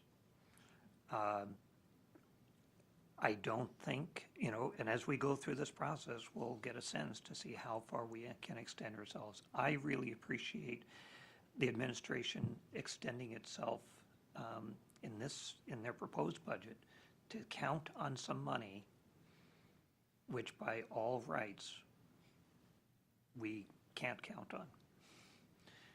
on. They're willing to stick their neck out. I think it's responsibly. I need to make sure that's done. I mean, there's reasonable expectation that we will get more money from the borough, we will get more money from the state that has not yet been appropriated. But I think it's a balance. I think what you're saying, President Hardy, is really important that we keep in mind, because we have to stay hopeful. We're very optimistic with our kids. But also, we have to ground that. So I'm not quite as far over the optimist that I am, but we also have to really make our case. This is what we're doing, and I really appreciate the families that have come out. People have written, people have given public testimony to say why it is important that we do all advocate for our kids. So, and I know we have other things to go through tonight, so I don't want to belabor that.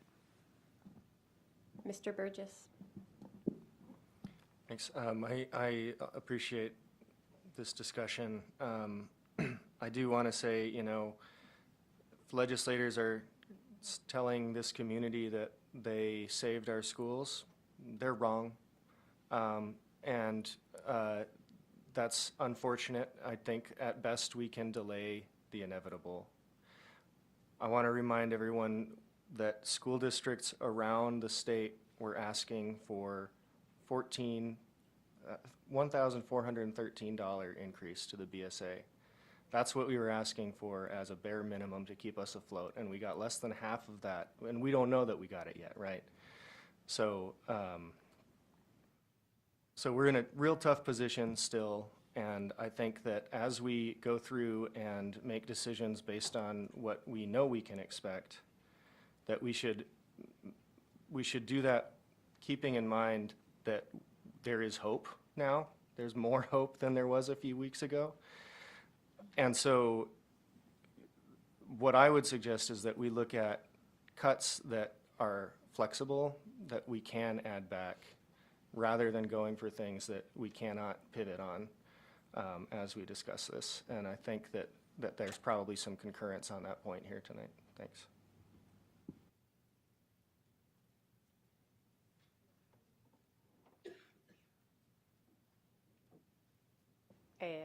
I'm hiring a request if there is concurrence around looking for more flexible cuts, that we voice that. And I'll start with that would be something I would like to explore. Ms. Marati. Yeah, I'm definitely interested in more flexible cuts.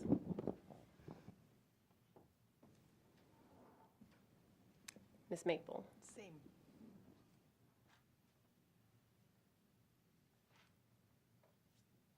Ms. Burnett. Absolutely. Okay. Mr. Doran? No? Okay. I'm going to ask, what do you mean by flexible cuts? I think, and Mr. Burgess, feel free to clarify, things that could be added back if we cut it?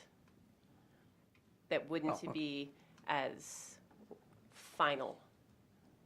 Like, what can be walked back versus what can't? But I might be incorrect, Mr. Burgess. Oh, okay. That's what I meant, and so that would mean looking at, things that, right, like maybe we don't want to look at contracting custodial this year because we know that once we sign that contract, there is no turning back, right? So that's one example. Maybe delaying school closures would be another example because that's harder to pivot on and walk back once you've made a decision. Things like that. So looking for pieces of the budget, or if we decide to make a cut in our budget that we're voting on in March, we can easily add them back in without rocking anybody's world, so to speak. So I will clarify that in our budget that we send to the Borough Assembly, we can make an assumption for like a 680 BSA, assuming that hasn't been vetoed. And we can make a request for a $63 million contribution. But those things might not come through. And so that's like even last year when funding was vetoed, we have to come back and reevaluate and figure things out. And it is really hard, as people who have played with our budgeting tool have realized, to get at the level of cuts we need without doing drastic things like school closures. Ms. Marati. This year, and every year, I fully support requesting from the borough the full amount that we have access to, or they have access to, in the name of education. So it sounds like at this point it would be 63 million, and that could change later. But at this point, I would wholeheartedly support asking the district for 63 million, and then come what may be. And if we could add that to the budget tool so that other people can see that, as well as either an ability or an explanation as to how the special election amount might play into this, if that's allowed. So the comment on the balancing act tool, we are working on launching a version 2 with the potential to increase the state amount to 680 and then increments of 2 million from the borough up to that 13 million. I do want to caution about factoring in the special election money, and I'll need to think a little bit more on that, whether or not we want to do that, as there's definitely some laws and legalities around that. And then just a couple of points, just kind of reminders for the board related to the comments of flexible reductions. Because of the numbers we're dealing with, we're looking at, we can nickel and dime some non-staff items, but it's going to boil down to certain levels of staff. And depending on the areas that we're looking at for staff, it could be large portions of staff, and if it's in smaller areas. So can't really get away from staff. That's the one point I want to make sure is understood. And then secondly, it'll be, the recommended budget is the board's budget. And so you certainly can make the assumption of the 680. You can make local contribution assumptions. Absolutely, that's your prerogative. If administration feels that enough uncertainty is there, we'll certainly be having contingency plans on the sidelines, and that'll be information we'll be very interested to have from stakeholders and feedback. So, folks have asked, well, why didn't you put a 1413 BSA in the balancing act tool? If everybody just clicks a couple of boxes and there it's balanced, good, I balanced it, see how hard is that? That doesn't necessarily give us meaningful feedback in the very likely event we're not going to be revenued out of this situation. So it gives us feedback. Really, more importantly, it gives the Board of Education feedback from community stakeholders. If they're forced to make reductions in the tool, you folks are going to see where the priorities are. What's most important for community members, for parents, for students, for staff. what's their priority list of what ought to be reduced first. And so that's a very valuable tool, in my opinion. Ms. Peterson? I guess my only comment with flexible add backs is that sometimes it looks flexible on paper and then it's not in reality. So from an educator perspective, you know, assuming that we're going to lower the PTR and hire more staff in July or August is theoretical. But as we have educators that sit here today going, am I going to have a job next year? They are not going to wait until July or August to find out, and they will leave our community. And as we try to lower PTR, we will not have educators to hire. So that's my one point. And then my second is to, and I think I've said this before, just please keep in mind what impacts student learning and put that at the forefront. Thank you. Ms. Maple? Obviously, raises in our ESSA and FEA contracts are cemented in place. Are there raises that exist within other positions that are not like in a contract that could be paused or could be, does that exist? Do those positions exist? There are, so we're in negotiations with FPA. So the board will have an executive session here coming up on that soon, whether or not we want to extend raises in that realm. And then the non-rep folks who we talked about earlier in the year, their contracts come before the board on a yearly basis. There are steps within their job grades, but whether or not they get a raise from year to year is up to the board. Mr. Doran? Okay, I appreciate the clarification on flexible or reversible cuts, but I'm very uncomfortable where our conversation is going in terms of, or at least, yeah, I'm uncomfortable assuming certain levels of funding at this time. A lot may happen over the next 3 or 4 weeks that will be helpful to us making decisions. But it's not only the question of, reversing something. If you put it in the budget, we reach a point that there's, that if we don't get the money, we're going to have to reverse that at that point. We're going to have to cut it out of the budget in June.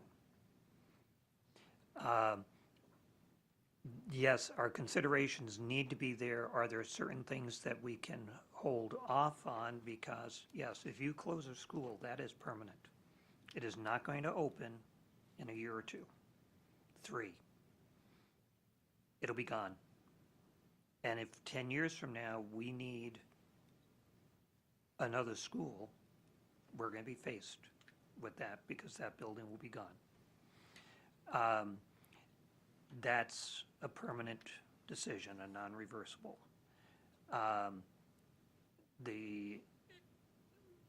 We've always had our priority list of add-backs, and as we started our budget discussions this year in our first work session, it was noted there is nothing on the cut list that is not needed for our students. We have cut the last several years things, services that should be there for our students. We have been able to add things back. We set a priority list and we added things back either because we got some grant monies or because we got some more money. The one-time money from the legislature last year gave us a tremendous opportunity to add things back. And I think that flexibility we have to have, that identification of prioritizing those are important. But I think a reasonable expectation, we already have money at risk on the revenue side. Reasonably, to go for the full banana, I think we're not being fair to our community and our schools. So I would just be I feel more cautious in terms of what we might get and being ready to take advantage of what we do get. Ms. Burnett? Thank you, President Hardy. First off, I just wanted to compliment you and tell you what a good job you're doing tonight and through this whole thing. I know it's crazy and I know it's hard, but seriously, you're doing a great job, and thank you for being our leader through this all. So, second, I heard a couple things earlier that I wanted to touch on, such as school closures equating raising class sizes. That's not the case. We will just be taking classes and moving them schools. The whole, there is not an equate to a raise in class sizes with that. The PTR is where the class sizes will come in. The cut in 33 FTE is where our class sizes will come in. I am very, very in favor of asking for some add backs that could be something that we can consider as cuts and then bring them back later like we always do. I definitely am not in favor of cutting custodial. I would like to see us find something for custodial and get that taken care of. But as Mr. Doran has stressed, as I've stressed earlier, I'm in favor of asking the borough. Last year, a lot of people came on me because I was like, we need to be good neighbors, ask for a cup of sugar, not a bag of sugar, as you mentioned earlier. Ask for the bag. We definitely need it right now. Ask for 2 bags. But I don't like to budget with things we don't have. I don't do it at home. I don't do it at work. I handle a massive budget there. That's just something we don't do. So I would like to stay the course and continue with that budget, but I would like to see some things that maybe we can look at, especially when it comes to that 33 FTE. I would like to see what we could do for that and not increase our PTR. I have some real big reservations with the higher class sizes. I know a lot of people do, and that could be something that could maybe take some stress off of teachers and make the budget a little bit more palatable. Not that it's very palatable at all or even will be, but it may be a little bit. I also had a question about, and I had sent an email about this, but the $1.6 million of increase in admin. I get a lot of questions about that, and I've tried to put out a few answers, but so I would like one for the admin for the public, please. Mr. DeGraw? Yeah, if I could go over that, that'd be great. So there is approximately a $1.178 million increase in administrative services. You can find these figures on pages 54 and 55 of the budget book. As well, that's the summary of administrative services. There's several departments within administrative services. It's specifically on page 66 and 67. It's our business services section. There's 3 items that make up that increase. One is we were fortunate enough to work with Ms. McDaniel in Human Resources, and she actually had an FTE that I just forcibly took from her. No, just kidding. We negotiated. Human Resources reduced an FTE, and my department was the beneficiary of that FTE. And we had cut our business services position.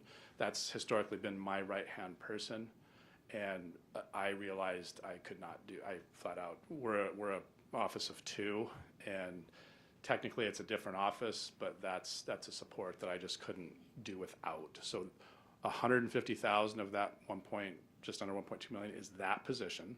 So there's a reduction in human resources and an increase in my area. So it's a net 0 change. Another 730,000 is our overall insurance increase that I've been talking about for months. So when we first talked, the large deficit the district was facing, there was 3 main items that contributed to that. On the expenditure side, salaries and benefits, utility increases, as well as insurance increases, and about $730,000 increase in across the board, general liability, workers' comp, cybersecurity, auto, or facility, et cetera, et cetera. So about a $700,000 increase. And then the last item is just under $200,000 increase in our claims and judgments category. So we pay out a wide range of claims and judgments each year. Workers' comp, auto accidents, accidents with students at schools. There's been some highly public ones over the last 4 or 5 years. that category had to be adjusted upwards by just shy of $200,000. So that's a description of the increase. Just under $1 million of that is in the insurance and claims and adjustments area.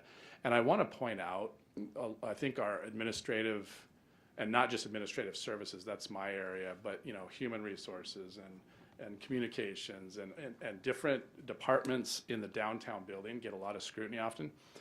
If you dig into those line items, the vast majority of those items are not, we're not just this world ourselves. We are serving schools. We are serving staff. Ask Human Resources Department who they're serving on a daily basis. Ask the SPED department here downtown who they are serving within the trenches on a daily basis. So these line items are serving schools and students and staff. The business services department, what else is found in that area? District-wide copiers. So $600,000-$700,000 district-wide. It's in business services. It's in this building. We don't have it allocated to each school. It's here. Our insurance that I just talked about, it's all here. And that's student activity insurance, field trip insurance, everything, you name it. And we house that here in administrative services. Other district-wide internet and Wi-Fi in every one of our school buildings. Where is that cost located in the budget? It's in administrative services. Okay, so these are line items that are serving the school district. We don't exist just as an end-all be-all to exist as an administration. We're here serving the school district. And there's millions of dollars of items found in our total staff. But yeah, in this building. So in this building, it's complicated. This gets into what's the definition of administration. There's many different, and this building is kind of hard to grapple with as well. There's about 80 FTE in the non-represented ranks, but it's important to note that this building houses many of our support staff folks as well. So let me get back to you with a number on this building. Yeah, there's even a small number of FEA members in this building as well. So. That 80 number was what I was looking for. Okay, yeah, Thank that's you. the non-represented number. Thank you. Miss Maple was next. You had your hand up, and then we're bouncing back around because we got a little out of order when Mr. DeBrow jumped in. Ms. Maple. So in talking about the flexible options, I mentioned already looking at what now I understand to be the non-represented staff raises, like what that looks like in the budget. And I get that this is nickel and diming, and I understand that that's not like a sustainable path forward. My thought process is in line with trying to piecemeal together that cushion to be able to have a more intentional plan and have more time to make that intentional plan. Another thing that I would like to see numbers on, in addition to the non-represented staff raises, is what non-instructional vacancies could be sustained through another year. I know in my own job, if we're tight on the budget, that I put off hiring positions until we have more comfort. And I know that our schools that we are short teachers, we're short SPED folks, where that's not even a one-year sustainable solution. But looking at what vacancies could potentially save, I don't know if there's savings, but looking into that. Next, I have Mr. Burgess. I'll express support for those comments from Ms. Maple while I have the opportunity. And I also wanted to follow up on Ms. Burnett's comments about administration. And I just, the number one comment or question that we get from the public is about administration. And there is certainly, I will say, a perception in the community that administration has grown in the past several years, and that there's a worry that we're not looking into cuts there enough. And so I completely understand that administrative staff serve schools. I get it. But I do want to explore that question. I don't feel like I understand enough about the details there and the services that are provided, as well as the potential growth of the department. So I would like the administration to look into what positions have been created in in downtown administration over the past decade or so, and discuss,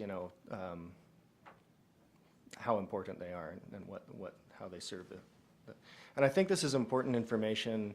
Whatever we do with it, this is really important information for the public to have to enhance our transparency and accountability. So, I'm not necessarily advocating for cuts at this time, but I do think that's something that we should investigate a little further. Yeah, thanks. So, million different thoughts all at once. I'm going to try to corral. And before I forget, Dr. Miner just made a great point. We'd like to, if possible, a suggestion would be have some department overviews. We haven't done that. We have several new board members. I know, Mr. Burtis, you had the opportunity to be on the budget committee and heard some of them, but, and my suggestion would be to maybe get a little more weedsy on the duties and responsibilities of folks, So of the 80, and again, I might ramble here, but there's a lot baked into this.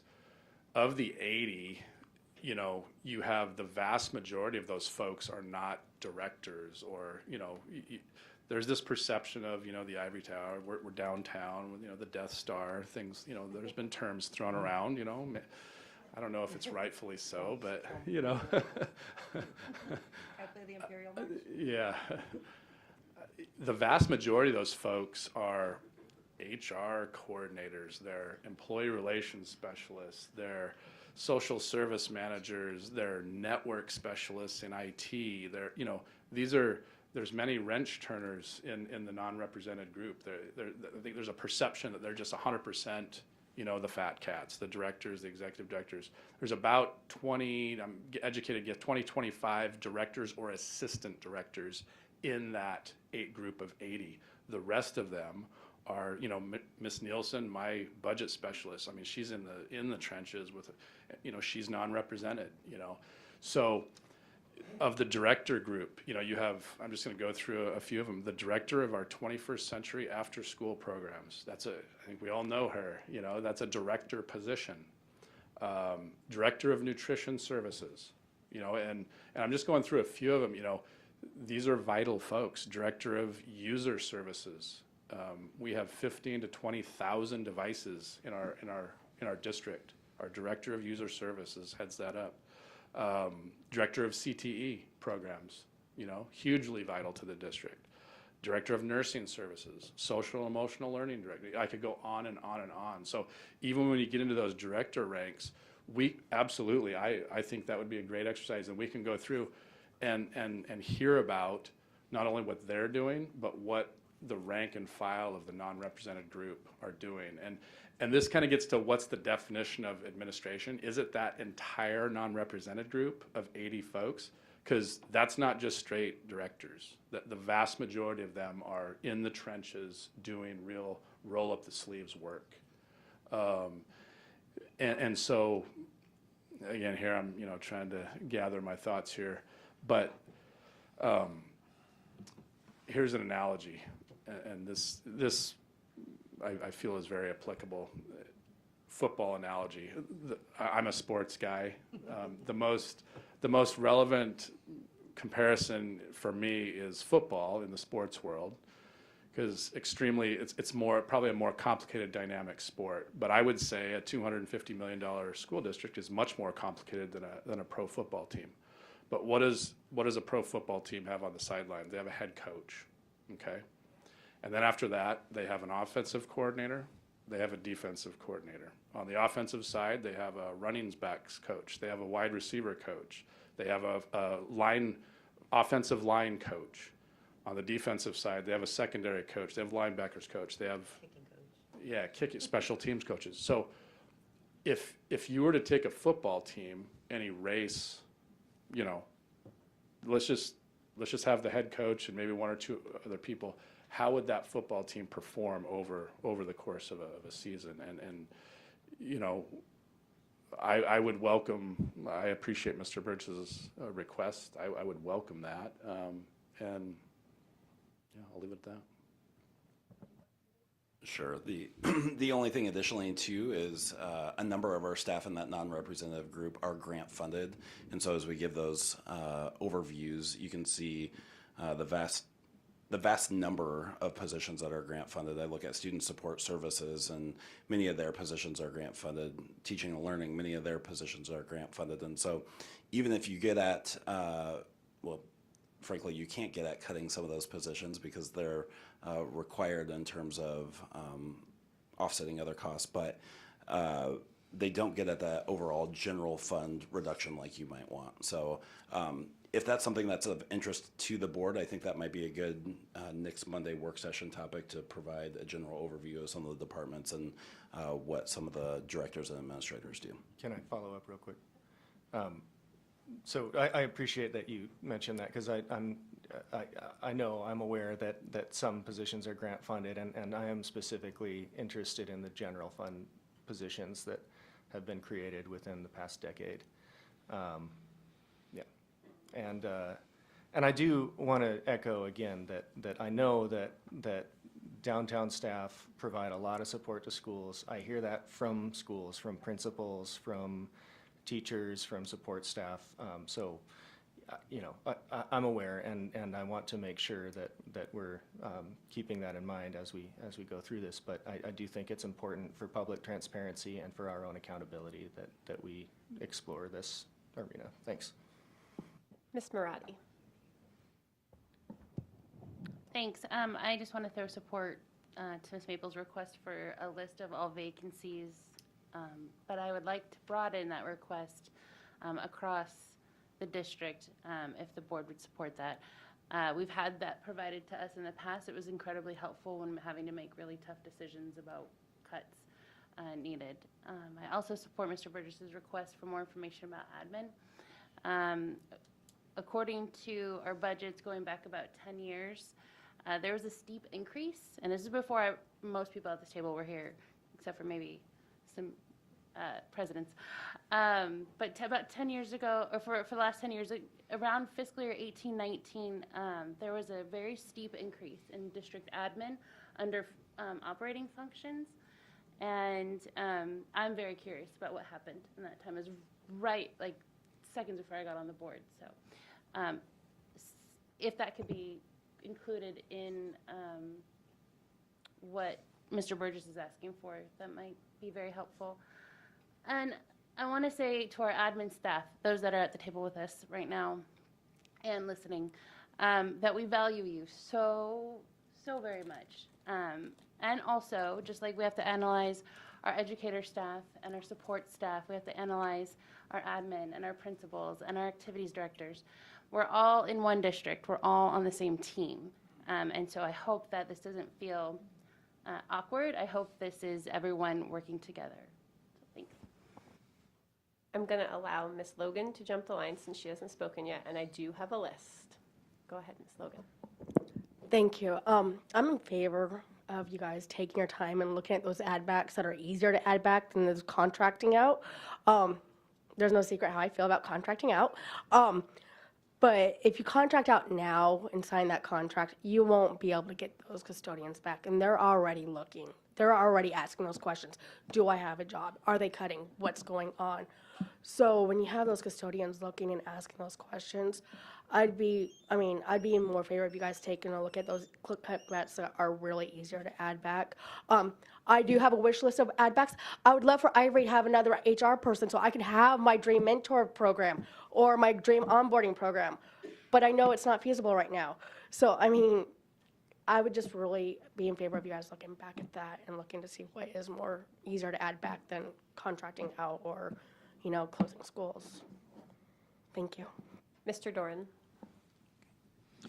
Thank you. A couple of observations on administration. I'll just go back 15 years. We have a smaller administration now than we did then. I've watched it get cut every year. I have also known that district-wide categories have grown Nurses used to be assigned at the school level. Now they come under a district-wide, though they're serving at the school level. Speech and language used to be assigned at the schools. Now they're under a district-wide umbrella. They serve at the schools. So those are two examples, and I think there are probably others that I'm aware of, that are kind of come under that central administration, that district admin, but they're not.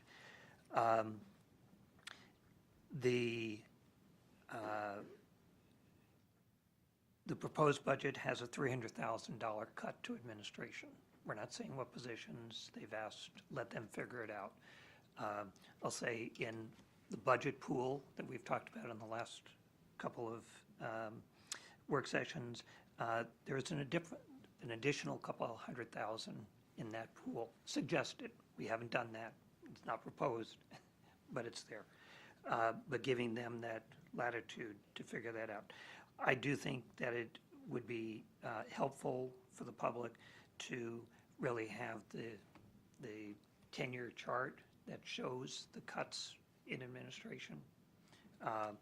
And maybe within that, making that distinction between, I'm thinking nurses and SLPs, you know, some of those that are really not here. That's real important. Not in the admin side of stuff.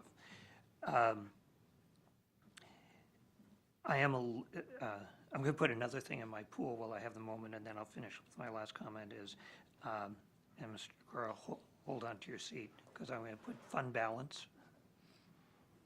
You know, we have 2 weeks coverage. We've been less than that. You know, how do we go forward? So just putting it in there, not that I'm advocating for any one of the fund things in the fund balance, and I will say I have great hesitations about contracting custodial. But I would also just like to say this is really good conversation, and based on the news that we have, the current news from the legislature, et cetera. But I am also really concerned. We have one more work session scheduled before we start getting down to those last 3 or 4 days of coming up with a recommended budget. We had Northstar College, and I know you mentioned earlier that we had people waiting. I'd like to hear from them tonight. I know transportation was one that was postponed from last week to this week, and I'm just concerned we're shifting some of those informational things we need down so we have time to think about them and their impacts on the budget. So. Ms. Maple. Going back to when Mr. Burgess was talking, I did want to reiterate that while I would have no qualms with hearing overviews of what departments do, I don't personally have any sincere questions about the work that various departments do within our administration. But what I have heard, Mr. Burgess and I sat with a great number of ESSA members this weekend, and the questions posed, we didn't have answers to. And they weren't things where there weren't like aha gotcha moments where I thought, oh man, if we didn't have that assistant director, everything would be better. But I did think, well, crap, I can't answer that question. And so I think, and I'm not trying to, say we don't need that presentation.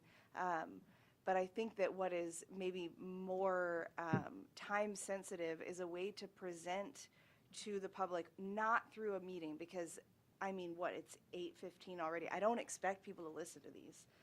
I'm grateful that we get to gather this information and use it, but I don't expect the public to listen to this and take notes and make sense of it. And graphics matter, being able to put things forward that show what's grant funded, that show what part of admin, what of these positions that are down here are actually that aren't actually housed in this building, but they're listed on a budget sheet, that I think that there are ways to make that information accessible that's not accessible now.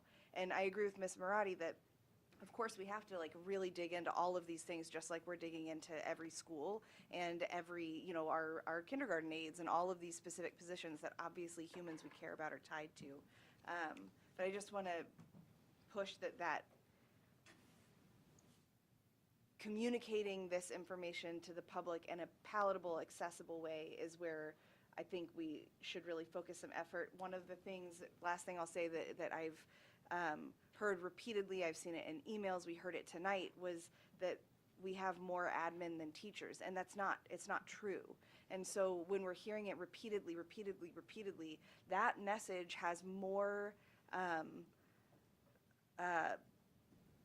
what's the right word?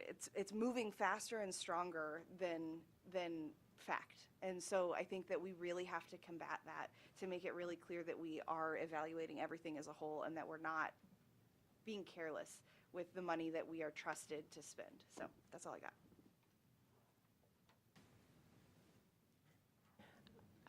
I'll just Dr. Martin, jump in there. Hearing that loud and clear, it was actually something last week when Dr. Minor and I met, knowing that, seeing what I've seen posted online and other places, this has been bubbling in our community.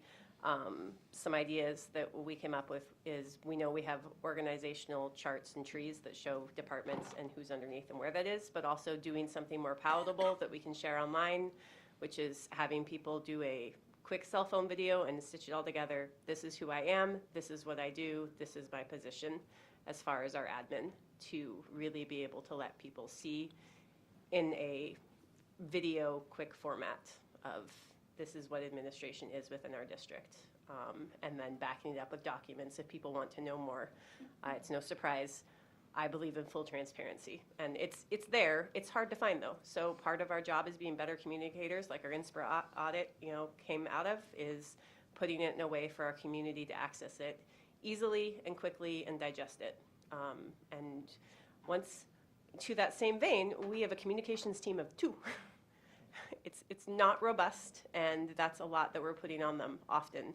Thank you, Ms. Herbie, for often working well above what would be expected of your normal job duties. Dr. Minor. Yeah, just to add in on this, noted the limited time that we have between now and the time that the board makes their decisions. I do want to be really cognizant of the capacity of my team in terms of providing information to the board and what information the board needs to make the best decisions. And so while it's helpful to have the information on how to better communicate out things in the future, we also need, for the short term, to focus on really getting the board the information that you guys need to make the decisions in early March, and then go back to, looking at those things that we can better communicate out. I'm not saying that I think the administrator portion is definitely a part of this conversation and a part of the budget cycle. But I do need to hear clearly from the board what information you need from administration in the next couple of weeks to do your work with that recommended budget. But to throw out an idea, could we put all of this in a Google form and just have people check, this is what I value, and then that way, all right.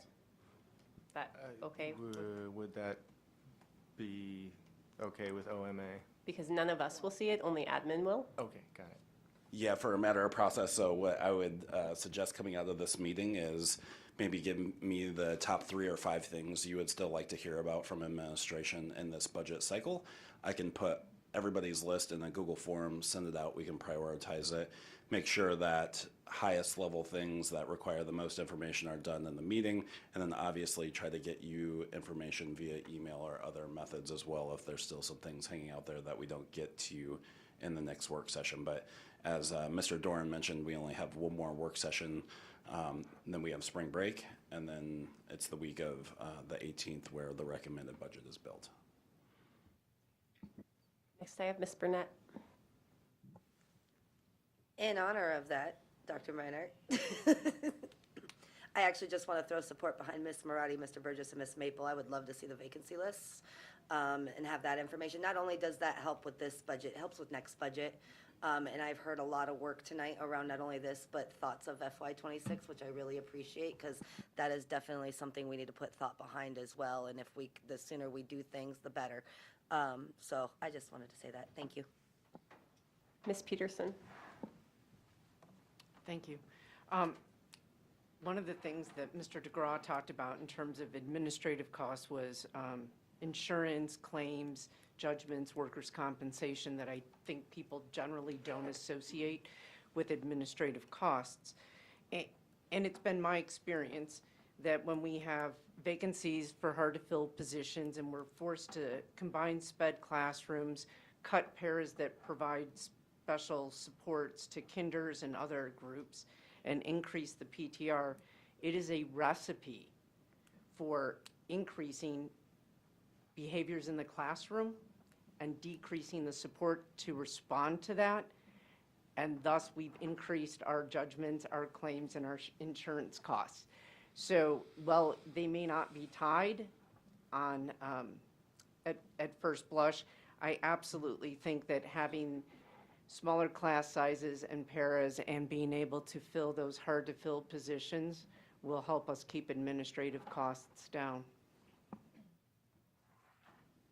I don't have anyone else on my list. Is there any board member wishing to speak before we go to Northstar College? I think it's yours. All right. Well, thank you so much. We're going to bring Stacy up. And I will let Stacy introduce oh. Sure. So we will have a 5-minute recess, come back at 8:27.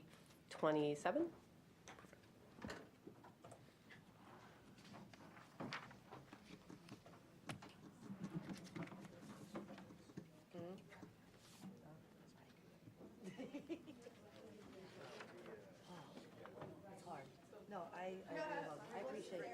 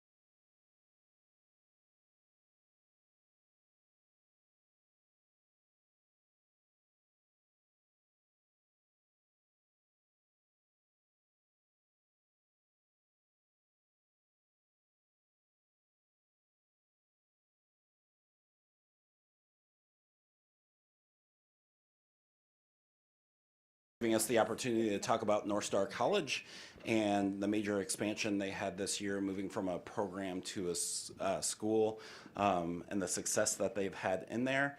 I'll let Stacy and Kristen start the conversation and then turn it over to UAF, who we have in the room as well, to present some slides and then answer some questions for the board. Thank you. All right, good evening. You guys have stamina.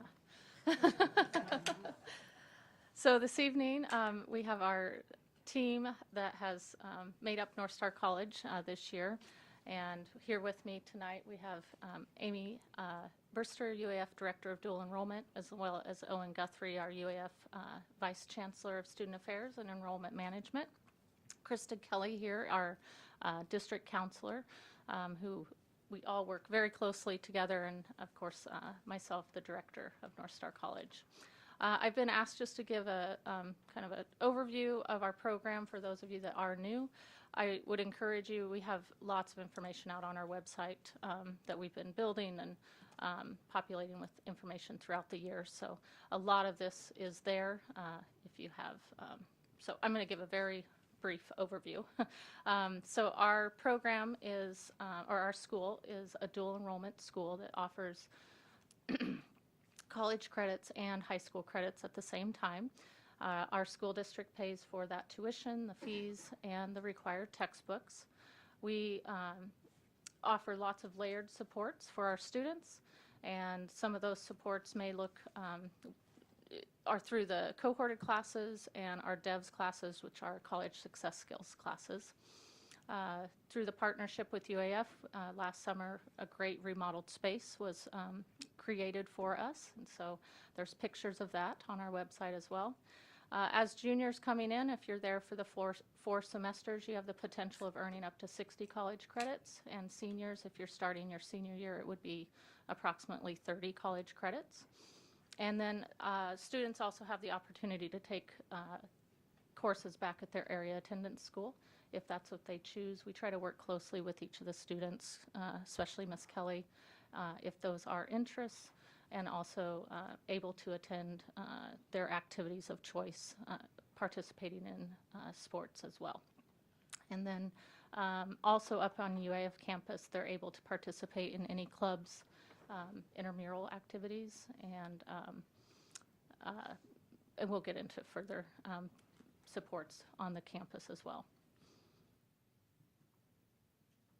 Those cohorted classes that I mentioned this year and in the past, they have fallen into, for seniors, American Government in the fall and Econ. So all of our seniors meet together to have those classes, you know, in hopes that they're building those peer relationships.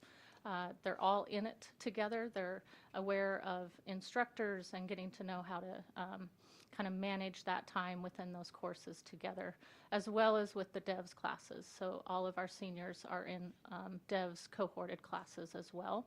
For the juniors, it's cohorted with the history courses. So both first and second semester are U.S. history classes, along with their DEVS courses.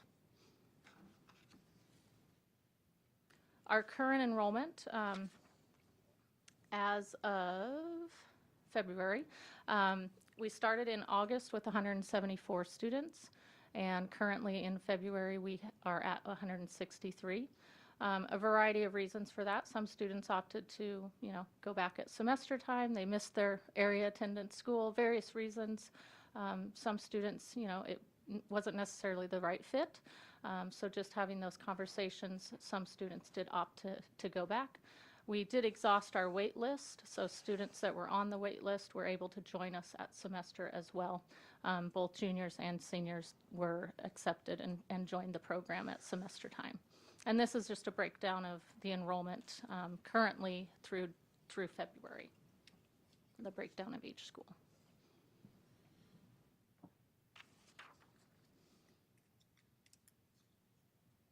And again, this is information that's found on the district's data dashboard. I don't need to read all of it to you, but just as we look forward to next year and kind of as we're finishing up our recruiting season, just one piece of data that's not mentioned on here is we're at 15% economically disadvantaged students as well. And so continuing to have outreach to that particular population, potentially in the fall having more conversations with principals and counselors and reaching more students that may be thinking that college isn't a possibility. Maybe they, because of other barriers, maybe they're thinking that it just can't happen for me.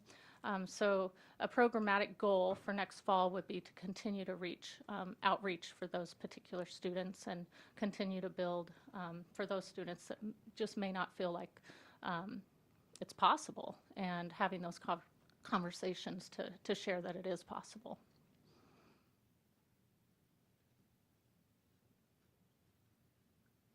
And again, as of mid-February, we were at a total of 2,004 credits for our spring semester, which is an average of 12.29.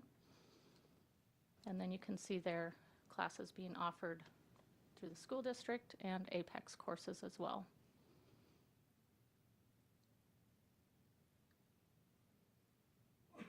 A question often asked is, what are students studying? So this is some of those enrollments this semester, most popular.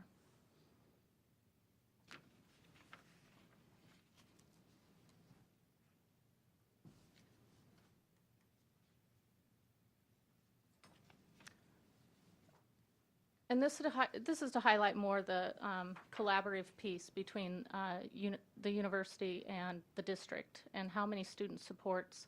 We work so closely every day, meeting the needs of students, and this is just a wide range of a variety of support services that are in place. I'd like to, compliment our ORCA. They have worked really closely with me and our team. When students have emergencies and medical concerns come up, we have worked really closely and built some great processes as to how to support students within their college classes, those communication needs with instructors. It's been a really good team building and building of relationships this year. A question early on in August was, free and reduced lunch students. How are we going to, open that opportunity, knowing we don't have a lunchroom, we don't have those facilities in our space. We've built a really nice partnership with the community food bank, and every 2 to 3 weeks I head over and we have school lunch boxes that are being created for us. And students are able to walk through our space and access breakfast and lunch items on a daily basis for those that need it. So that's been a great partnership as well. And students readily take advantage of the Student Rec Center and that opportunity that comes free with their classes.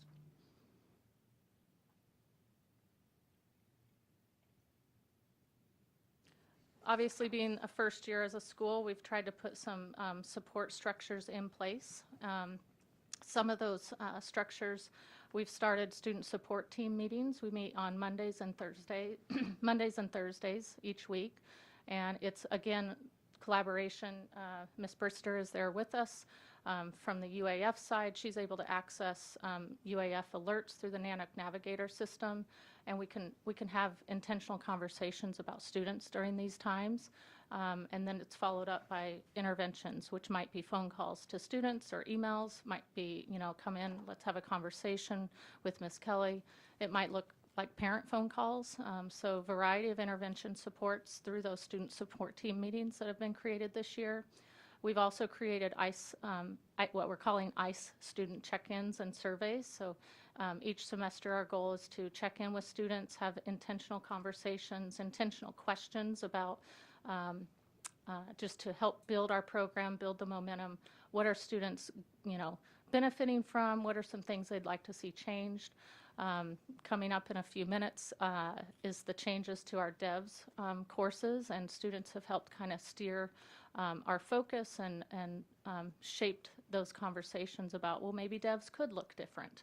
And so through those ICE student check-in times is where a lot of our feedback is coming, and it's coming directly from students as well. So, but we have informational, collaborative, and encouragement sessions with them.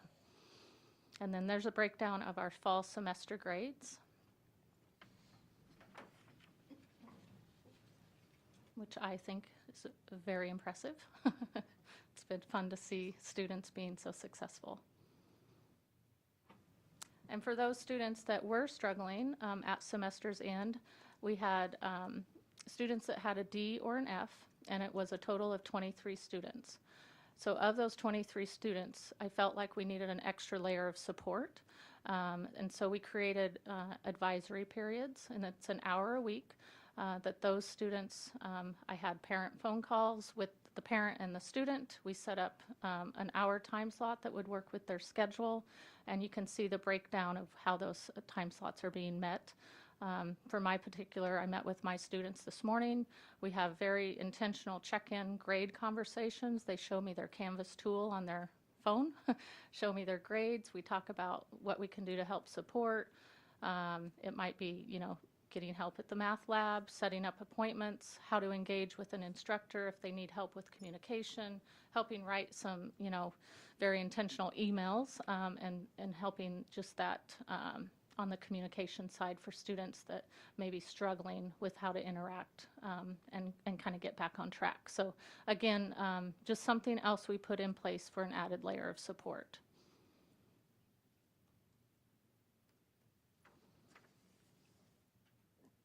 And these are just added areas of that are provided by the university that students are able to access.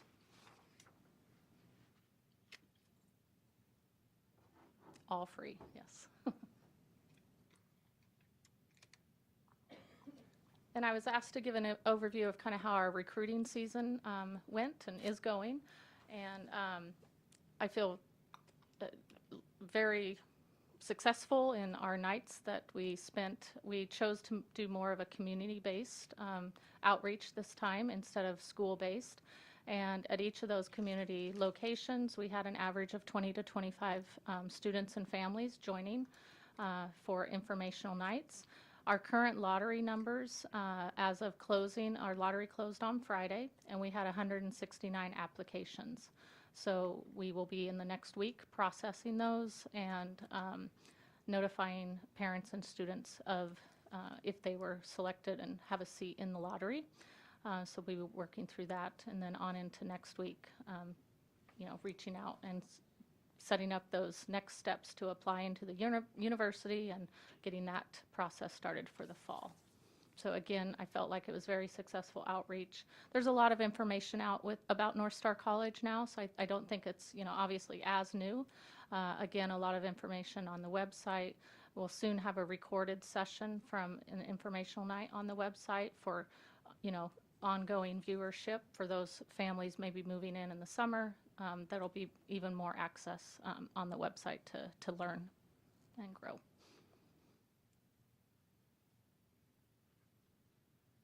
And then just, you know, we kind of just created a list of accomplishments that I felt have helped instill our sense of culture in our school.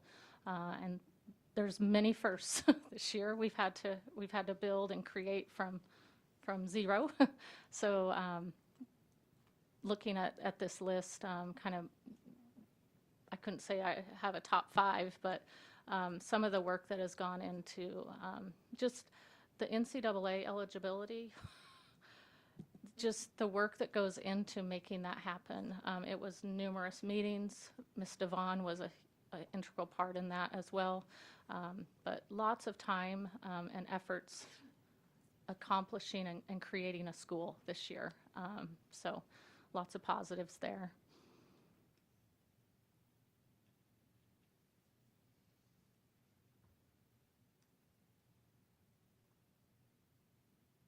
And I'd like to pass it over to Ms. Kelly just to talk about a proposed pathway.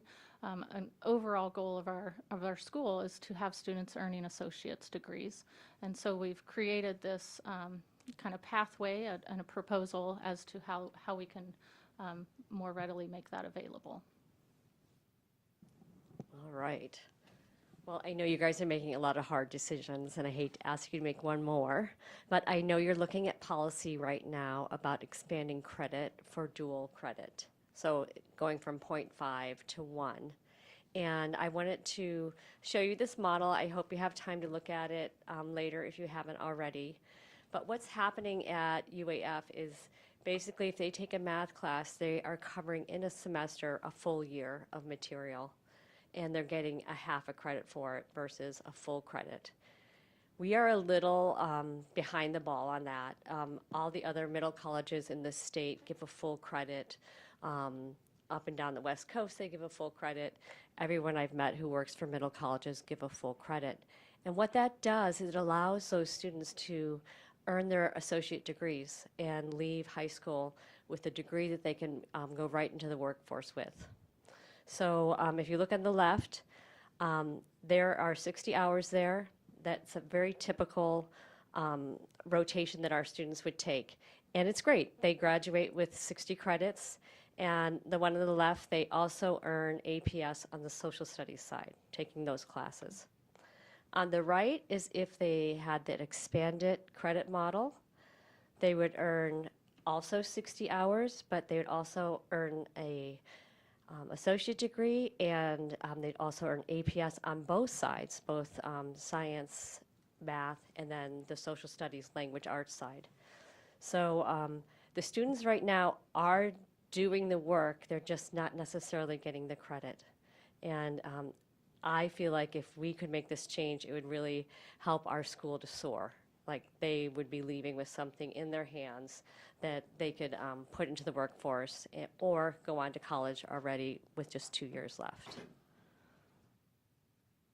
And one last thing is the way it's situated now, a junior coming in who might not be real talented in math and science, it's kind of, the cards are stacked against them a bit because then they have to take, instead of 1 more year of high school math, they're really doing 2 more years because they have to take 2 semesters, which is covering 2 years of high school math. And same with science. And so it's a little more difficult for kids that aren't great in math and science to qualify for APS right now, the way things are credited. And the other thing is those classes are also more expensive. The math and science are usually 4 hours, and if we are requiring them to take what I would say is an extra semester of that versus a 3-hour class, it would be a slight cost savings, but you know, every little bit helps.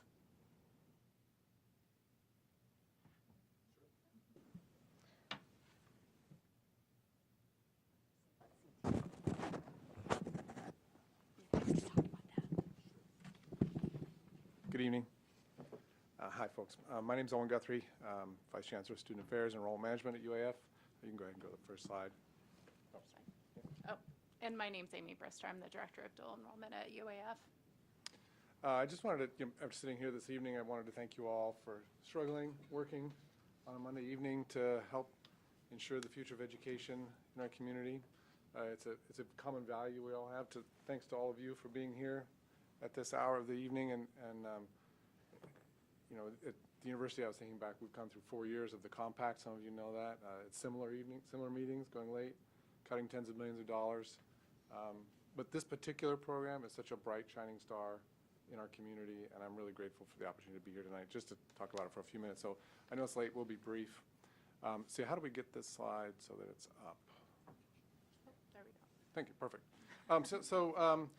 The program is hugely valuable on both sides of the equation. It's been a great partnership, as Stacy and Kristen were saying.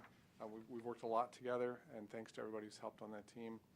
On the UAF side, we've created this new office of dual enrollment that's brand new, and we were the first one in the system to have a dedicated person to really focus on all the support systems necessary to really accommodate these students and serve them best. We were very grateful to hire Amy Brister, who's, I believe, the most knowledgeable person in the state from the higher ed side in this particular matter. She often works with Department of Ed and DEED and really, really is a voice across the state for advocating for advanced mindsets and forward-thinking strategies to serve these students well. So new director position in addition to office space, and we have also a faculty advisor. We're really trying to kind of hone and tune the institution to a modern approach here to make sure that the students and our partnership is really effective and the students are well served from our community so that they're really getting every advantage we can give them to make this program as best as possible. There's just a few more details there about the advising services we offer and really trying to help them matriculate into higher ed, so waiving application fees and those kind of things. We can go on to the next slide. You heard we've got this new, it's a $9 million Student Success Center. For those of you who know UAF, the entire sixth floor of the library, they moved out 250,000 volumes. That is to really represent a structural change for the institution around retention and student success. We are so grateful that the middle college is right across the quad in Bunnell Building, and we are planning on those orientation visits to make sure that those students understand that that facility is there for them every day. Your problems with math, problems with writing, all those centers and facilities are right there. There's going to be chemistry and engineering in there as well. Really retooling the organization, the system around that student support piece. Was mentioned earlier, I think it was kind of moved over pretty quickly. We've spoken with Dr. Meinert about how we can make this more affordable for the district. And in those lines, we've had some kind of structural changes around developmental studies courses, how to kind of minimize the credit load there to maximize the student experience in the credit on the GER side, the gen ed requirements, and really just try and optimize the model, the efficiency there. We've also really started to focus on the CTE pathways. It started off as a straight up 4-year bachelor's degree intended student, but recognizing that our community wants a lot of different opportunities. Sort of the next generation we're exploring now is CTE pathways. And the next slide, let me talk about 2 more things on this one before we move on. We'll talk about CTE pathways a bit more, but we have a new program too. UAF has a really great honors college. It's grown exponentially in the past few years because of the way it is attuned to the needs of Gen Z students and their interests. It's partnered with a Climate Scholars Program. It's drawing students from all over the country, all over Alaska. It resonates well with these students, and we think it's going to be a great retention tool. It also helps students just engage with their learning and make it relevant to the problems of our time. So bringing that into this rising honors helps students right away to identify, yeah, I'm an honors student. And the entry requirements are quite modest. It's very achievable for students. There's multiple ways you can get in. You can get in through your GPA. You can get letters of recommendation. You can get projects or other works to kind of demonstrate that you're really, truly interested in learning, and that's a pathway into this honors. It's a really progressive model. We're really excited about it. All right, next slide. Yeah, so talking a little bit about CTE pathways at the bottom here. We've already had a bunch of students who've already been excited about these pathways. We're trying to formalize these a bit and broaden them so that we can advertise them to the community and say, hey, not only can you get free tuition through the district to pursue your 4-year degree, but you can go into culinary arts or applied business or automotive, or those options are also available to these students. And part of the credit modification that Kristen was talking about is relevant and essential for this as well. In order to fit those CTE courses into a 2-year plan and still come out and meeting your high school requirements, you really need to that credit modification. So wonderful, amazing stories. We've had some real high flyers, seniors achieving. But I'm personally so excited that what I hear is that for next year, there's 80 graduating juniors this year who will be coming seniors next year who will be in the program. So by the time they graduate this time next year, 80 students, they'll be in the program 2 years. It's going to be this whole raft of students who have 60 credit hours-ish. That's amazing. And if you start multiplying that year upon year in our community, that impacts our community so much. The numbers of students going to college, valuing education, passing that on to their kids, that's what we're all here about tonight, I think, is just deepening that value within Alaska. These students are going to go on to do great things. So I'm grateful for your time this evening. Those are just our quick slides. I think that's all we have. Yeah, that's it. We'll start with Ms. Marotti. Thank you. I have 3 questions. but stop me wherever you want. My first comment is just, gosh, I wish we had the resources to provide this much support across the district. It's impressive and a good model. I noticed that none of the students are from Effie Cochran. Is there a reason for that? We actually have one student that did apply for this coming year from Effie. Okay. We also had a graduate last year. Okay. I have two more. Is that okay? Go ahead. Okay. I also noticed that 10 students are from out of the district. What does that look like funding-wise? Sorry, Andy, or Mr. DeGraw. So they join the district. They join the district. So they get funded the same way any other student? Okay, So we got them from outside the district to come back to us. great. Thank you. Thank you for doing that. And then Mr. Guthrie mentioned, how can we make this more affordable for the district? And I apologize, I didn't quite understand after that. If someone could help explain how that's working. Yeah, absolutely. I'll jump in and then you can clarify if I don't hit all the high points. Translate for me. Definitely. So would like to say a huge thank you for UAF to coming to the table and having conversations around how we might have cost savings going into next year. In terms of Mr. Doran's pool, I believe there's a little over $200,000 that can go into that was in our proposed budget that we now have savings based on some efficiencies that we found. And so one of the main things was a redevelopment of the way that our students take dev courses. We haven't finalized this, but what it would be is a reduction in the number of credits that we're having for the dev courses, which reduces the tuition rate for those courses. Still, hopefully the same amount of service and support from both our side and UAF, but not having to pay for those dev course costs. The second portion of that is on our side, we've been fairly strict in terms of the amount or the number of virtual learning courses students can take through the Alaska Advantage program. And for students that have demonstrated success with virtual learning, we'd like to expand those opportunities to take up to 2 courses per semester. Those Alaska Advantage courses are about half the price of your normal in-person classes, and so there's certainly some large cost savings there for students that want that flexibility to take the virtual learning classes and are finding success. Lastly, UAF has changed the way that they're doing textbooks. Instead of the traditional way of paying for, however many texts you have in a class, there'll now be a per course credit fee attached to those courses, which has some substantial savings for the school district. May I follow up just on that one piece? So what is the cost savings? Do we know, like, approximately a number? I think it's in the $15,000 to $20,000 range for the textbooks.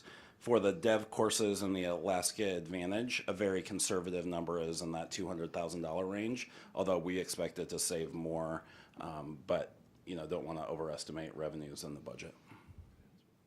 And the number of credits, do we have a savings on that? That would be the dev course and the Alaska Advantage together would be that $200,000 savings. Okay, great. So may I answer? So at the 5960 BSA, 10 additional students would generate $85,000 in additional revenue. At the 6640 BSA, it would generate $95,000 in additional revenue. Thank you. Next I have Ms. Burnett. Thank you. So a little bit ago, when Ms. Kelly was talking, she mentioned that there's a policy that has to do with the 0.5 to the 1 credit. I absolutely support switching to 1 credit. I think that's absolutely amazing. I'm just curious, will that have a budget impact, and what would that impact be?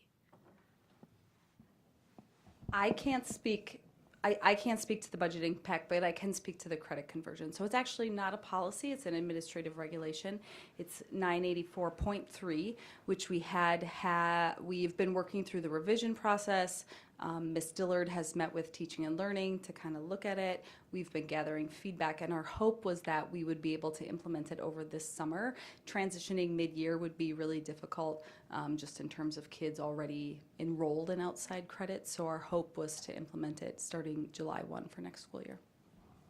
And our hopes is that also we'd be more competitive that way. Like right now, the surrounding homeschools already do that, and it kind of gives us a disadvantage with BEST and even with Northstar College. It's like, well, if I stayed IDEA, I can graduate faster and get the credit that everyone else is giving. Go ahead, Ms. Gillen. I did just want to say that we talked to, when we were meeting today, about one piece or a concern with students earning more credits is that they would want to graduate earlier and they wouldn't stay longer. But Ms. Brister and I talked about that she hasn't experienced that or seen that other places, because to qualify for the Alaska Performance Scholarship, they still need to remain enrolled. They can't get that until the end of their senior year. Mr. Doran. Thank you, and I want to start out by saying thank you to all of you who are here tonight and your team, because there's a lot of support and background in stepping up in the last year with more than quadrupling the number of students. That was a fast step up. I'll look forward to conversation later on policy or AR, and that I know is dealing with high school credit, not college credit. So I have some thoughts on that. Question, I'm still not sure on the DEVs, the developmental studies, what this changes, and it may just be bringing me more up to date. I gather that they cost less, the tuition is less for them than for the other courses, if I'm correct on that. But I'm particularly interested in what does that do credit-wise. My experience is sometimes they've counted towards graduation, sometimes they haven't. Do they count towards a degree for students? And just verify for me that the cost is less. Thanks for the question. I'll take a first step, and then my expert here will clean up after me. I think going into establishment of Northstar, we were all really concerned about student success. That was that we didn't want to set students up for failure. And so we had a very generous developmental section for each student each semester. As we get into it, we realize that's maybe more generous than is needed. And so we can cut those numbers of credit hours back and have a slightly more lean model and still provide the service and student success necessary. So that's where we're leaning, and that saves money because that's fewer DEVs course credit hours the students are carrying. Does that make sense? In part, but no. Where I'm confused then is, what do DEVs count for? Yeah. I mean, does it count for them towards graduation? Or are they just taking it to get ready for? To be more regular specific, so currently our model right now is the DEVS courses are 3 credits each semester. And so the model that we're going to move to that we haven't quite fallen on yet would be more of a 1 credit model, whether or not that's just once a year that the students would do that or once a semester that they do that. And to answer your question, they are getting high school credit for that, which, yes, goes towards like their elective credit. And then on our side, it also falls kind of in that elective credit bucket that goes towards an associate's degree or a future bachelor's degree if they want to use it. Okay, that's okay. Can I go to another one and then put me back in the key? Okay, kind of along those lines, and I'm focusing on budget impact things. One of the successes is that a senior is graduating with 78 credits. My question there, are we paying for 78 credits? And that's a lot in a senior year since you just picked up juniors. So I'm not familiar, up to date. Is there a I think it used to be called consolidated tuition. You got 50, you paid this amount for 15 credits, and then if you took extras, you didn't pay an additional. So We do not have that any longer. That was when I started at UAF way long ago. We did have that. To answer your question about our super senior who has done just a tremendous amount of credit, in her situation, she actually attended BEST prior to attending Northstar College and took full advantage of using her allotment to pay towards classes at the university. And so she already had credits basically sitting with her before she started attending Northstar College. And I can add that the average credit load for a Northstar College student is about 14 a semester. Okay, follow-up to the administration. We will pay up to 15 credits, and if they want to take, we're not paying for 18, 21, or whatever. We've actually not put a credit limit on that in the past because that average has come out to under 15. If that's something that the board would like us to look at in terms of capping, we could certainly do so, but we haven't we haven't gone in that direction in the past. I can offer that with the shift of the reduction in DEVS credits, it is likely that 14 will drop. The credit average for 3 years of the Northstar College cohorts at 40 students, 40 seniors, was 10 per semester. So it's going to drop significantly, and there is an administrative cost to putting that cap on a 15 because someone's got to monitor it and then work to make sure that the billing side just gets much trickier administratively. So Related to it, if I might, is just, do we pay the fees that cover for going to accessing all the different programs, SRC and all of those types of things. We pay those fees in addition to the tuition. Yes, that's correct. Thank you. Mr. Burgess. Thanks. And you know, I will say this isn't strictly budget related, but on the slide that has the demographics information, I noted that under ethnicity, the numbers don't quite add up to 163, so I'm wondering where the missing 20 students are. Also, doing some quick math, it looks like we're a little heavy on Caucasians, including when you compare it to district enrollment data. I was just glancing at the data dashboard real quick. So my question is, how do you think we can attract non-Caucasian students to Northstar College? And do you see in your applications that anything is changing in these percentages? I can speak just really generally for UAF. You know, and then there's the district. This is really probably a more appropriate district side question. But in general, you know, there's a disparity in higher education attendance coming out of high school that has some disparities in demographic representation. We have for a long time in Alaska. That's something that UAF is actively working to address. We're grateful to work with our district partners in trying to get broader participation across the full range of demographics represented in Fairbanks. So it's a passion point for all of us on our side too. Okay, thank you. I guess follow up. The second part of that was the numbers not quite adding up. If you had an explanation for that, that'd be great. If not, I understand. We can take a look at the numbers and then get you an answer on that. Sometimes students don't report either. Right. That's an option. So I think that's where the discrepancy is lying. Yeah, I worked closely with Wendy Ott through Power School and pulling these enrollment numbers, so it's what came up on the dashboard. So. Ms. Maple. Back to the budget cost-saving ends of things. Are employees of the university that have students enrolling through Northstar College, do tuition waivers is that something that's considered or applied? Yeah, we've spent quite a few man hours on that issue trying to figure that out. It is difficult to administer, is what it comes down to. It's difficult to find a student. Students have complicated living situations many times, and sometimes their parents are readily available and connected at enrollment, and sometimes less so. And so that's something we continue to explore.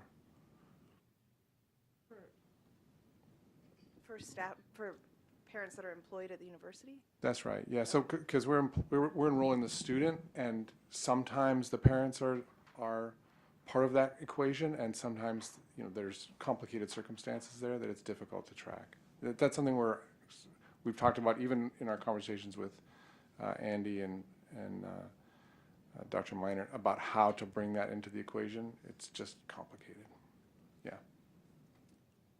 I'm going to jump in real quick for a follow-up, not to press you too hard, but if we know for a fact and the parent is there, are we giving that benefit to the students who would, if they weren't part of Northstar College, attend college, for free? That's part of the perk of having your parent at the university. Yeah, I remember going down this path a month ago or so ago, and I remember some of the bureaucratic kind of challenges around administering that, and I don't remember them off the top of my head. But I remember there were some structural barriers there that made that really difficult to implement, but I'm happy to go back and look at it again. I would appreciate that. Sure thing, if the yeah. board no would. problem. Yeah. Thank you. And now I will jump back to my pre-established list. Ms. Peterson. Thank you. A couple questions. With the developmental study, the DEBS credits being reduced, has there been any consideration to asking high school teachers for letters of recommendation to make sure that we're putting the right students in that program? Students that are going to be set up for success since there's going to be less support for them? I'll take that. We've had a lot of conversations about the application process, and at this time, no, we haven't. I would hesitate in doing that in terms of having a gatekeeper of students having access to the university. As you could see the numbers tonight, without any kind of major gatekeepers to the universities, our students are doing well and succeeding at a pretty high rate. And so there's nothing to suggest in terms of the data that we're seeing that we should add another kind of hurdle in the way of seeing what students should or shouldn't be able to have access to that opportunity at Northstar College. Thank you. Two other questions. I think I got the numbers right. It looked like West Valley High School students, there were about 53 as opposed to North Pole High School that had 18.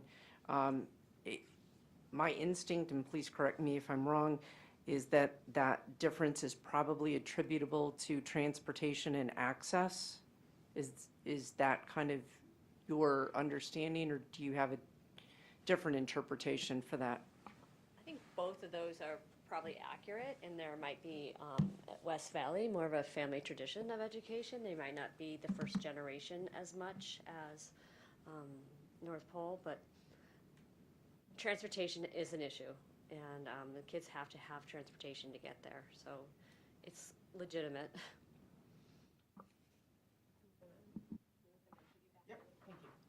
Mr. Doran. Thank you.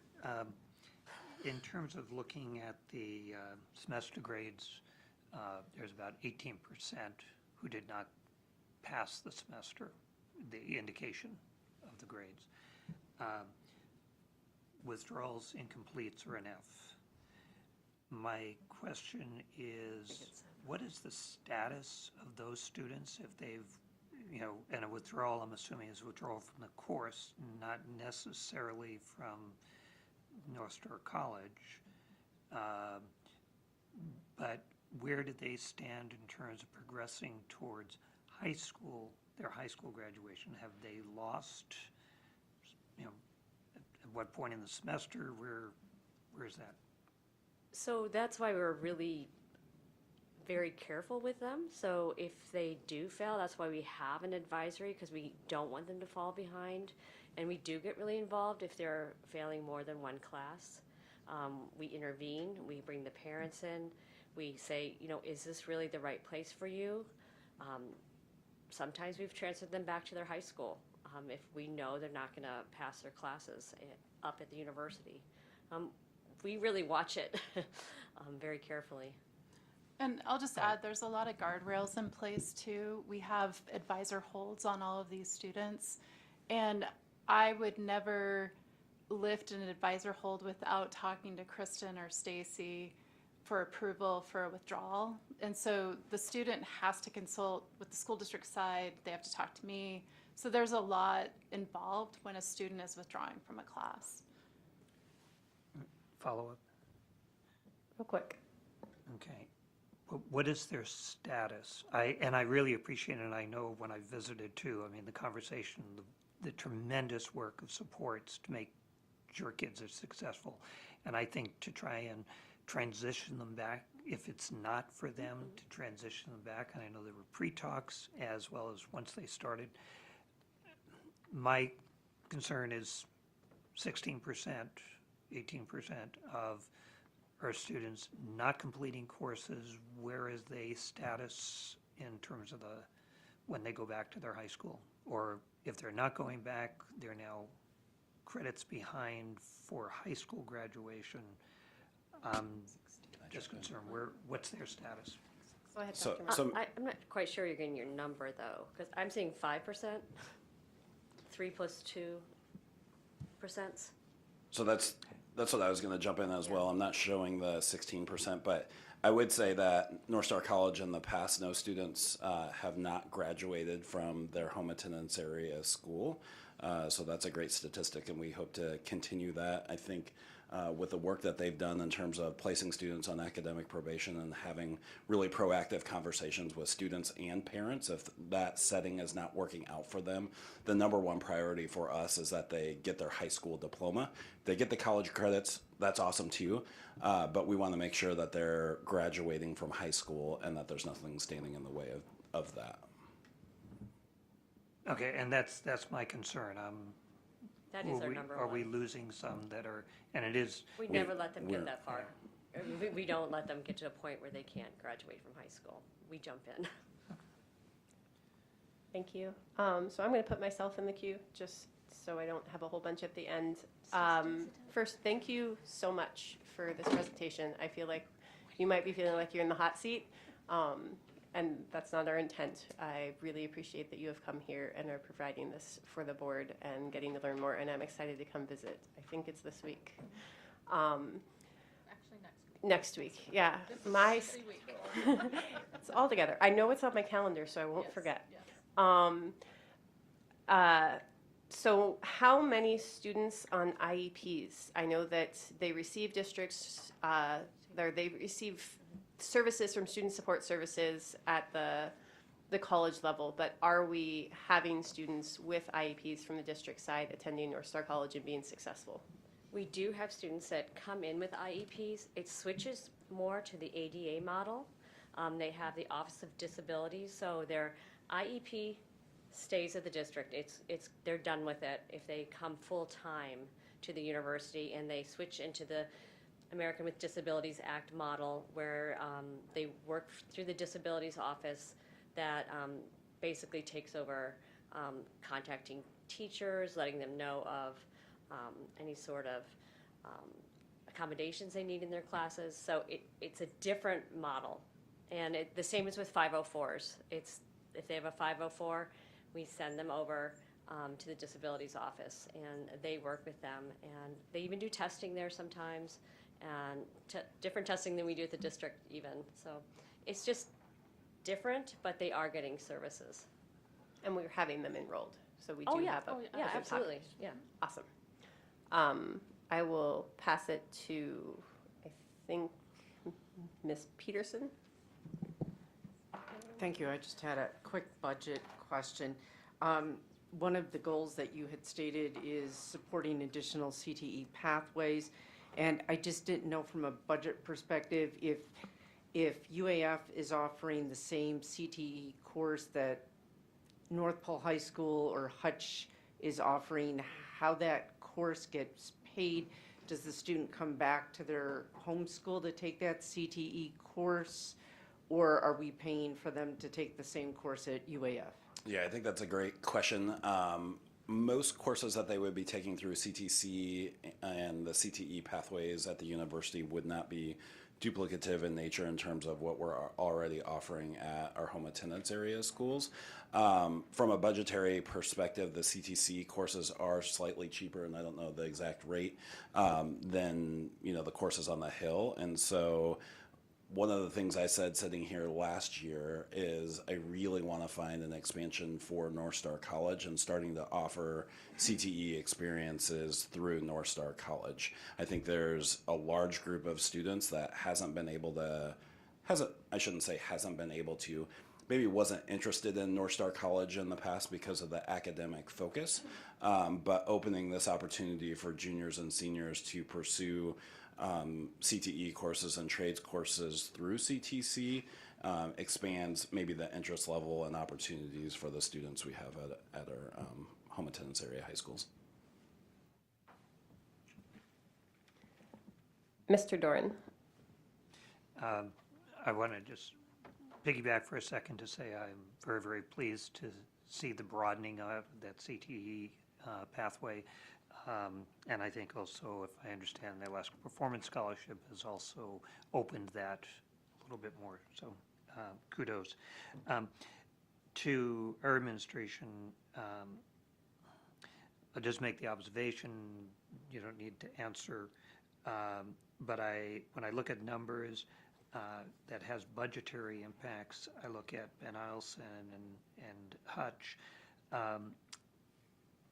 20 plus students each, but the impact on the local school is greater given their smaller numbers. And this is a piece we've talked about with Ben Eielson High School, and it's also one with Hutch, where their senior year or the completion of their career pathways, it changes things significantly. So I think in our considerations as we go forward, understanding those impacts, especially on small schools. It can have it on the big schools with who goes out and what electives can be offered and stuff, but those numbers in those two schools in particular could curtail elective courses. If I may, I think you would lose some of those Eielson students to Best Homeschool. Not lose them, but I think they'd transfer because they don't have the math and some of the higher level English classes even to offer. So a lot of those students that came to us from Ben Eielson were very grateful to be able to go on with their math that they couldn't do at Eielson.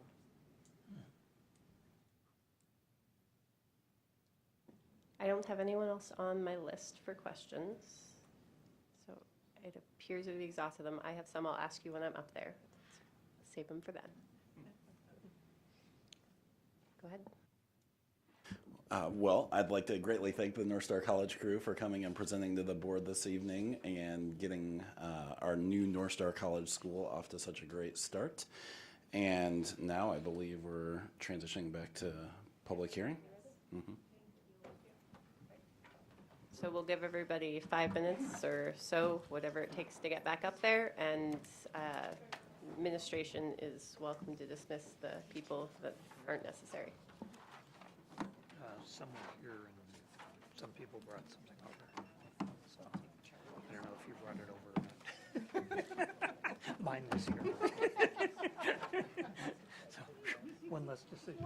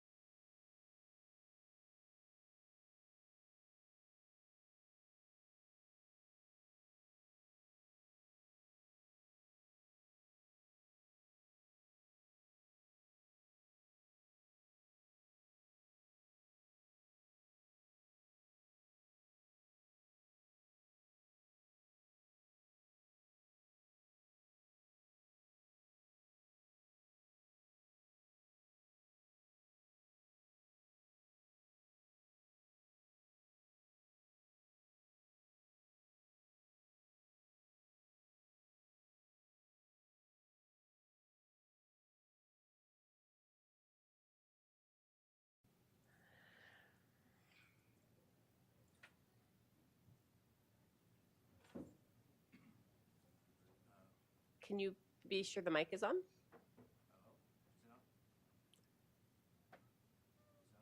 He's coming now.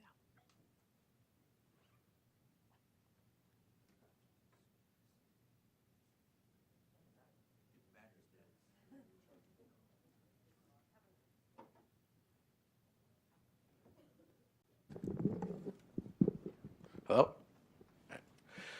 My name's Charles Casterline, Casterline, and I was born and raised in Fairbanks. I've been working for the district for 8 years, and as you see, I'm a custodian, and I'm here to represent a smaller group of custodians that most people never hear about that do beyond custodial duties that no contractor can do. My years here, I've seen custodians double as music teachers, substitute teachers, coaches, kitchen staff. I myself, I'm a published writer. And no one you contract out would be able to, they won't do that. I've ran the Creative Writing Club at Ryan Middle School for 4 years. I do guest speaking in the classes. I've done guest teaching. And a lot of that was for free. And I'm pretty sure other people in my area have done the same. And the reason why we are custodians at the same time is because the other stuff doesn't really pay as much. So it helps us make an income at the same time we could do what we like, because what we like doesn't pay much. Sorry, a little nervous. It's easier to do it as working in the district because this gives us the opportunity to talk to teachers, to set these things up, talk to the principal, set these things up. If we don't have a job anymore, there's a good chance our new job won't allow us to have the time to set these up, nor would we have the opportunity to talk to teachers and principals to set these things up. And if given an equal opportunity, more custodians would be more willing to come out of the woodworks to do the same thing that we're doing. Thank you. Thank you for your testimony. Questions? I have no one else on my list. If there is anyone that would like you, just come up and then state your first name, spell your last name, and you will have 2 minutes.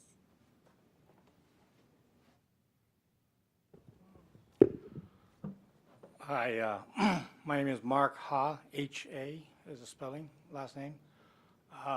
You've heard from Myron and Dean with ABM. I'm with ABM Education Services. I'm the guy that works here in Alaska. I've been working here for about 35 years. I lived in Alaska for 45 years. And I was involved with UAA and UAF's outsourcing program about 28 years ago, where we started because of all the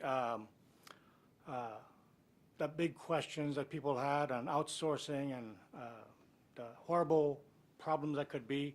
We started off with 6 buildings, and then we went to 15 buildings, and we eventually ended up going to all 48 buildings because at any given time, they had an opportunity to go back in-house. They saved all the equipment and everything else. I feel that they didn't do that. They went full outsource because they saved on a lot of these administrative costs, the liabilities, the risks, workers' comp insurance, HR, all of these things that increase cost for an organization that's really unseen. And I think that's the same reason that Bass Pro Shops, Safeways, and everybody else outsources all their cleaning, because it allows them to focus on what they do best. And whether it be educating or selling boxes, that's what everybody does. And for us, we keep everybody employed and give them additional growth opportunities because we have more projects and different types of work. And I've been doing this for an awful lot of years, and people have grown with the business, and I'm proud to be a part of it. Thank you. Mr. Doran. Thank you for being here tonight. Question, our custodial staff also supervises community rentals, activities going on in the evening, on weekends.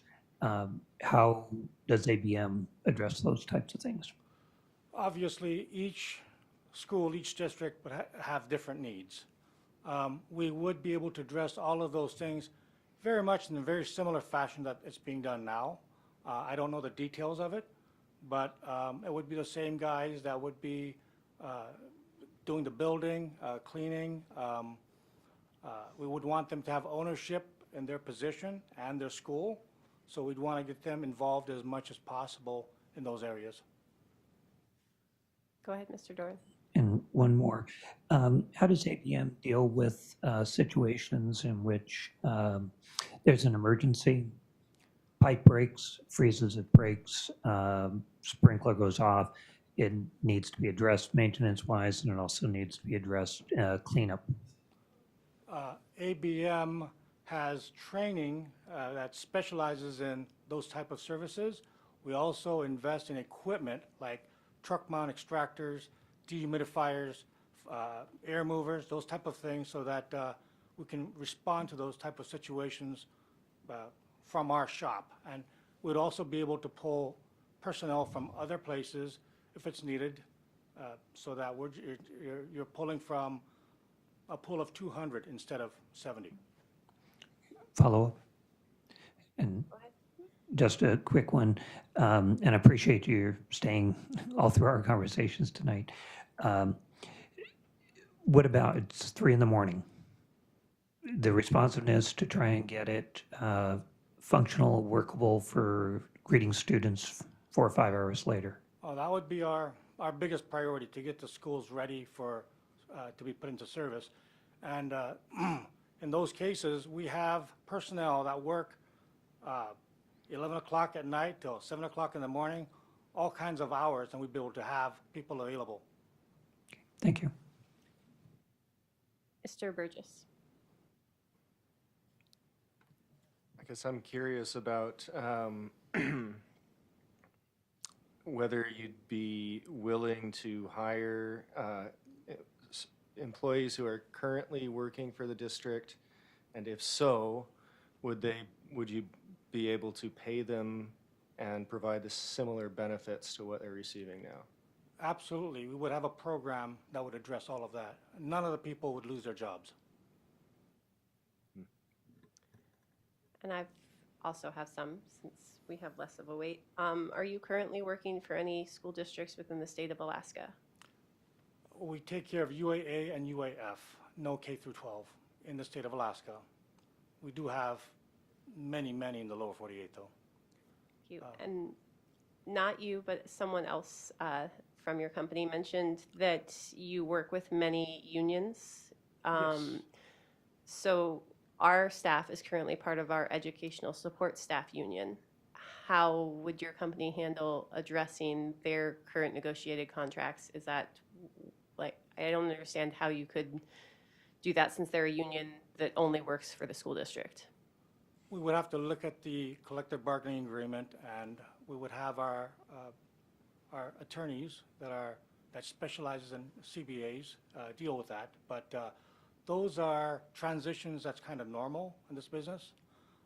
We've done that with so many other school districts that have the exact same questions that you guys all have here. And we've got people that's converted last year. We've got people that converted 10 years ago with all the same trepidations and questions and all these things that you guys are having right now. And this is what we do for a living. So we're able to provide a program that works. Ms. Marathi. Also, thank you for staying so late. I'm not sure that answered the question, so I'd like to rephrase it. Currently we have custodians that are in a support staff union association. Would they transition to a different association, or would you come under the bargaining agreement that is currently in effect? Without knowing the exact details of the agreement. You're welcome to phone a friend too.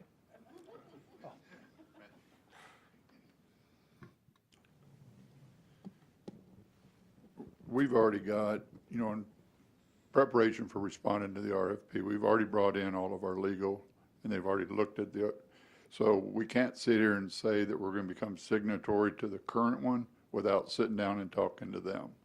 Okay? That's our first priority, is to get signatory to the same bargaining agreement you got now. If we can't, then we'll create another one with a different union that will still give the incumbent people all the same benefits they currently have. You know, you had asked Mr. Burgess, I think it was you, that the pay, it's not just the pay, it's not just keeping their job.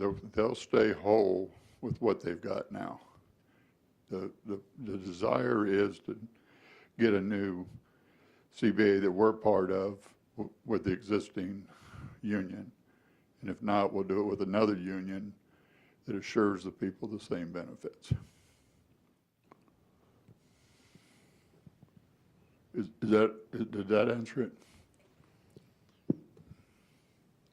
I'm not seeing any other questions. Thank you, Mr. Ha. We so Thank you. appreciate you guys, all of you coming tonight.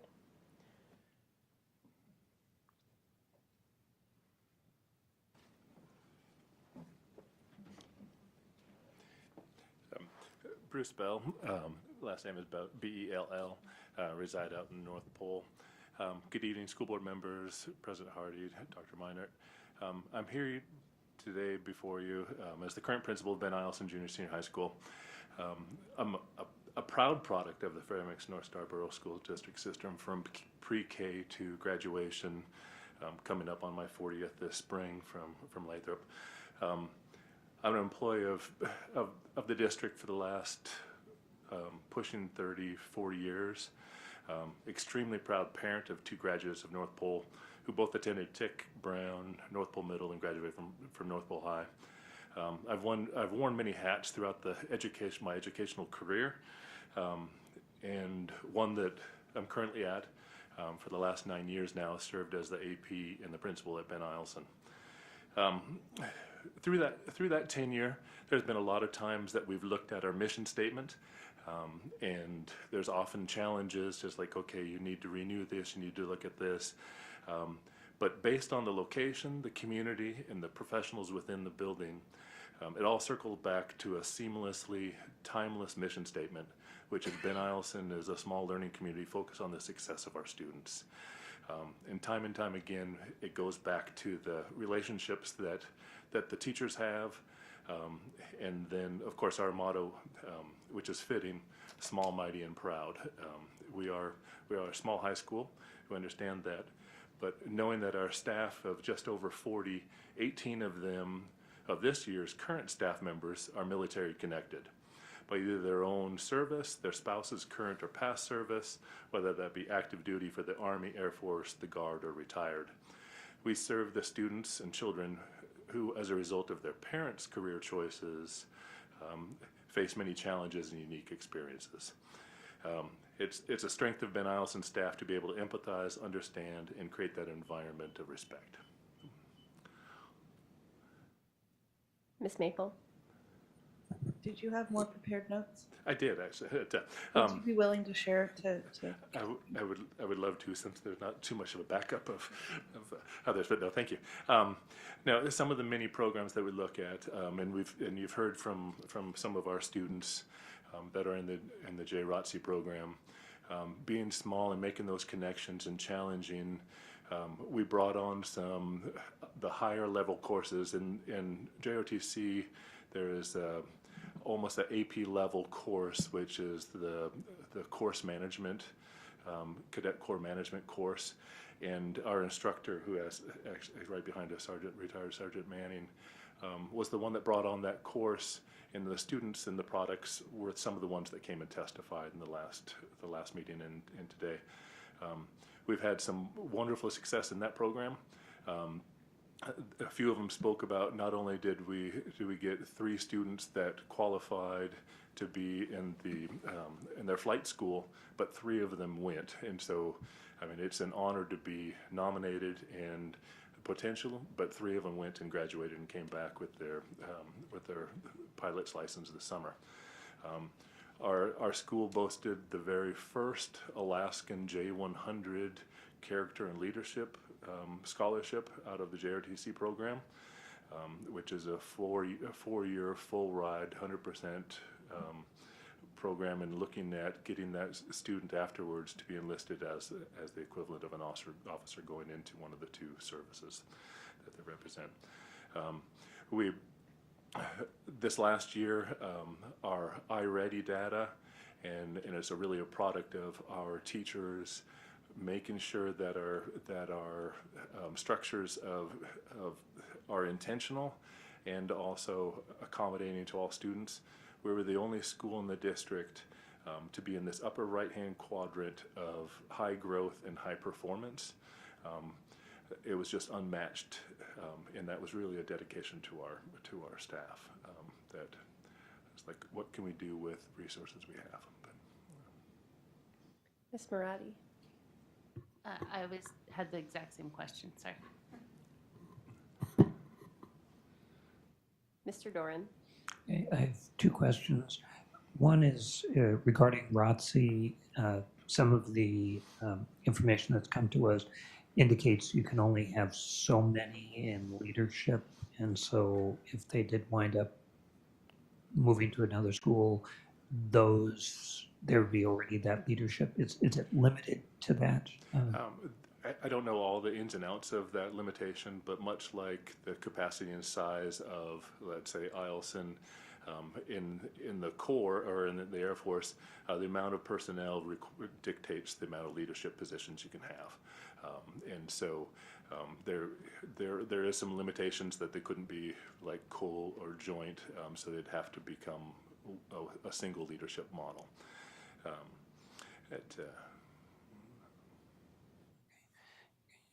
I had another question. Okay. One of the things I'm thinking about, and it might be in the sense of rethinking as a traditional high school model that we've had here, as the enrollment at Eielson has gone down, as all over. I want to come to the question, but mindful of when I was out there and Secretary of Education DeVoe was there.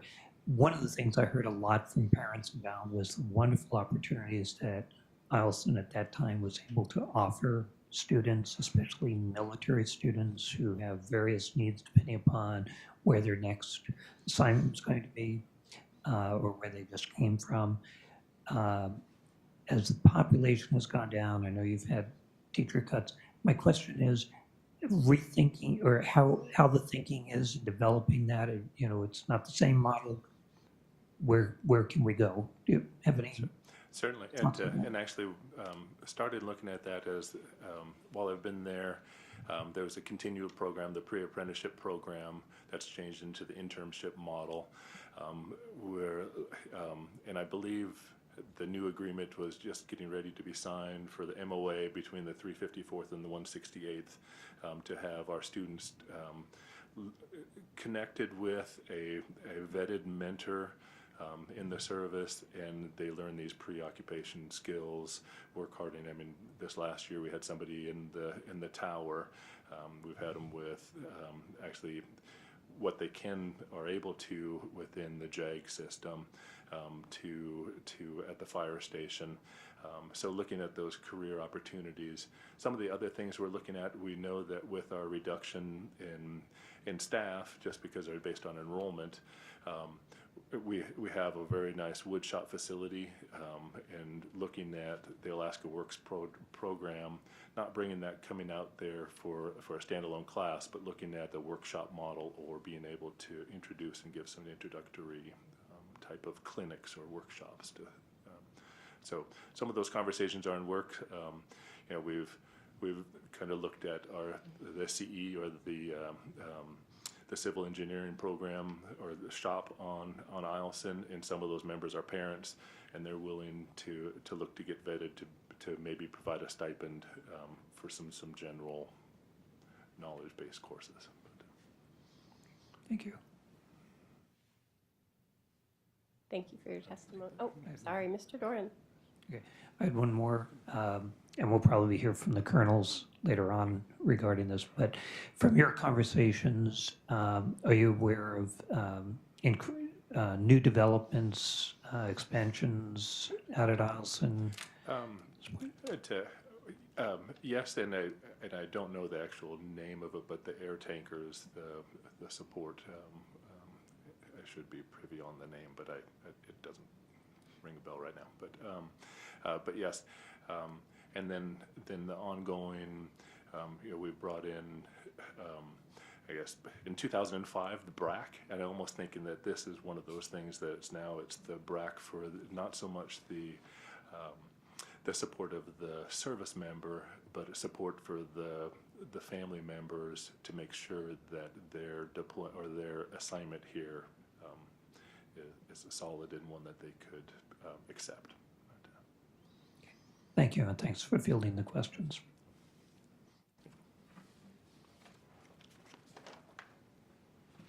Is there anyone else that would like to provide public comment tonight?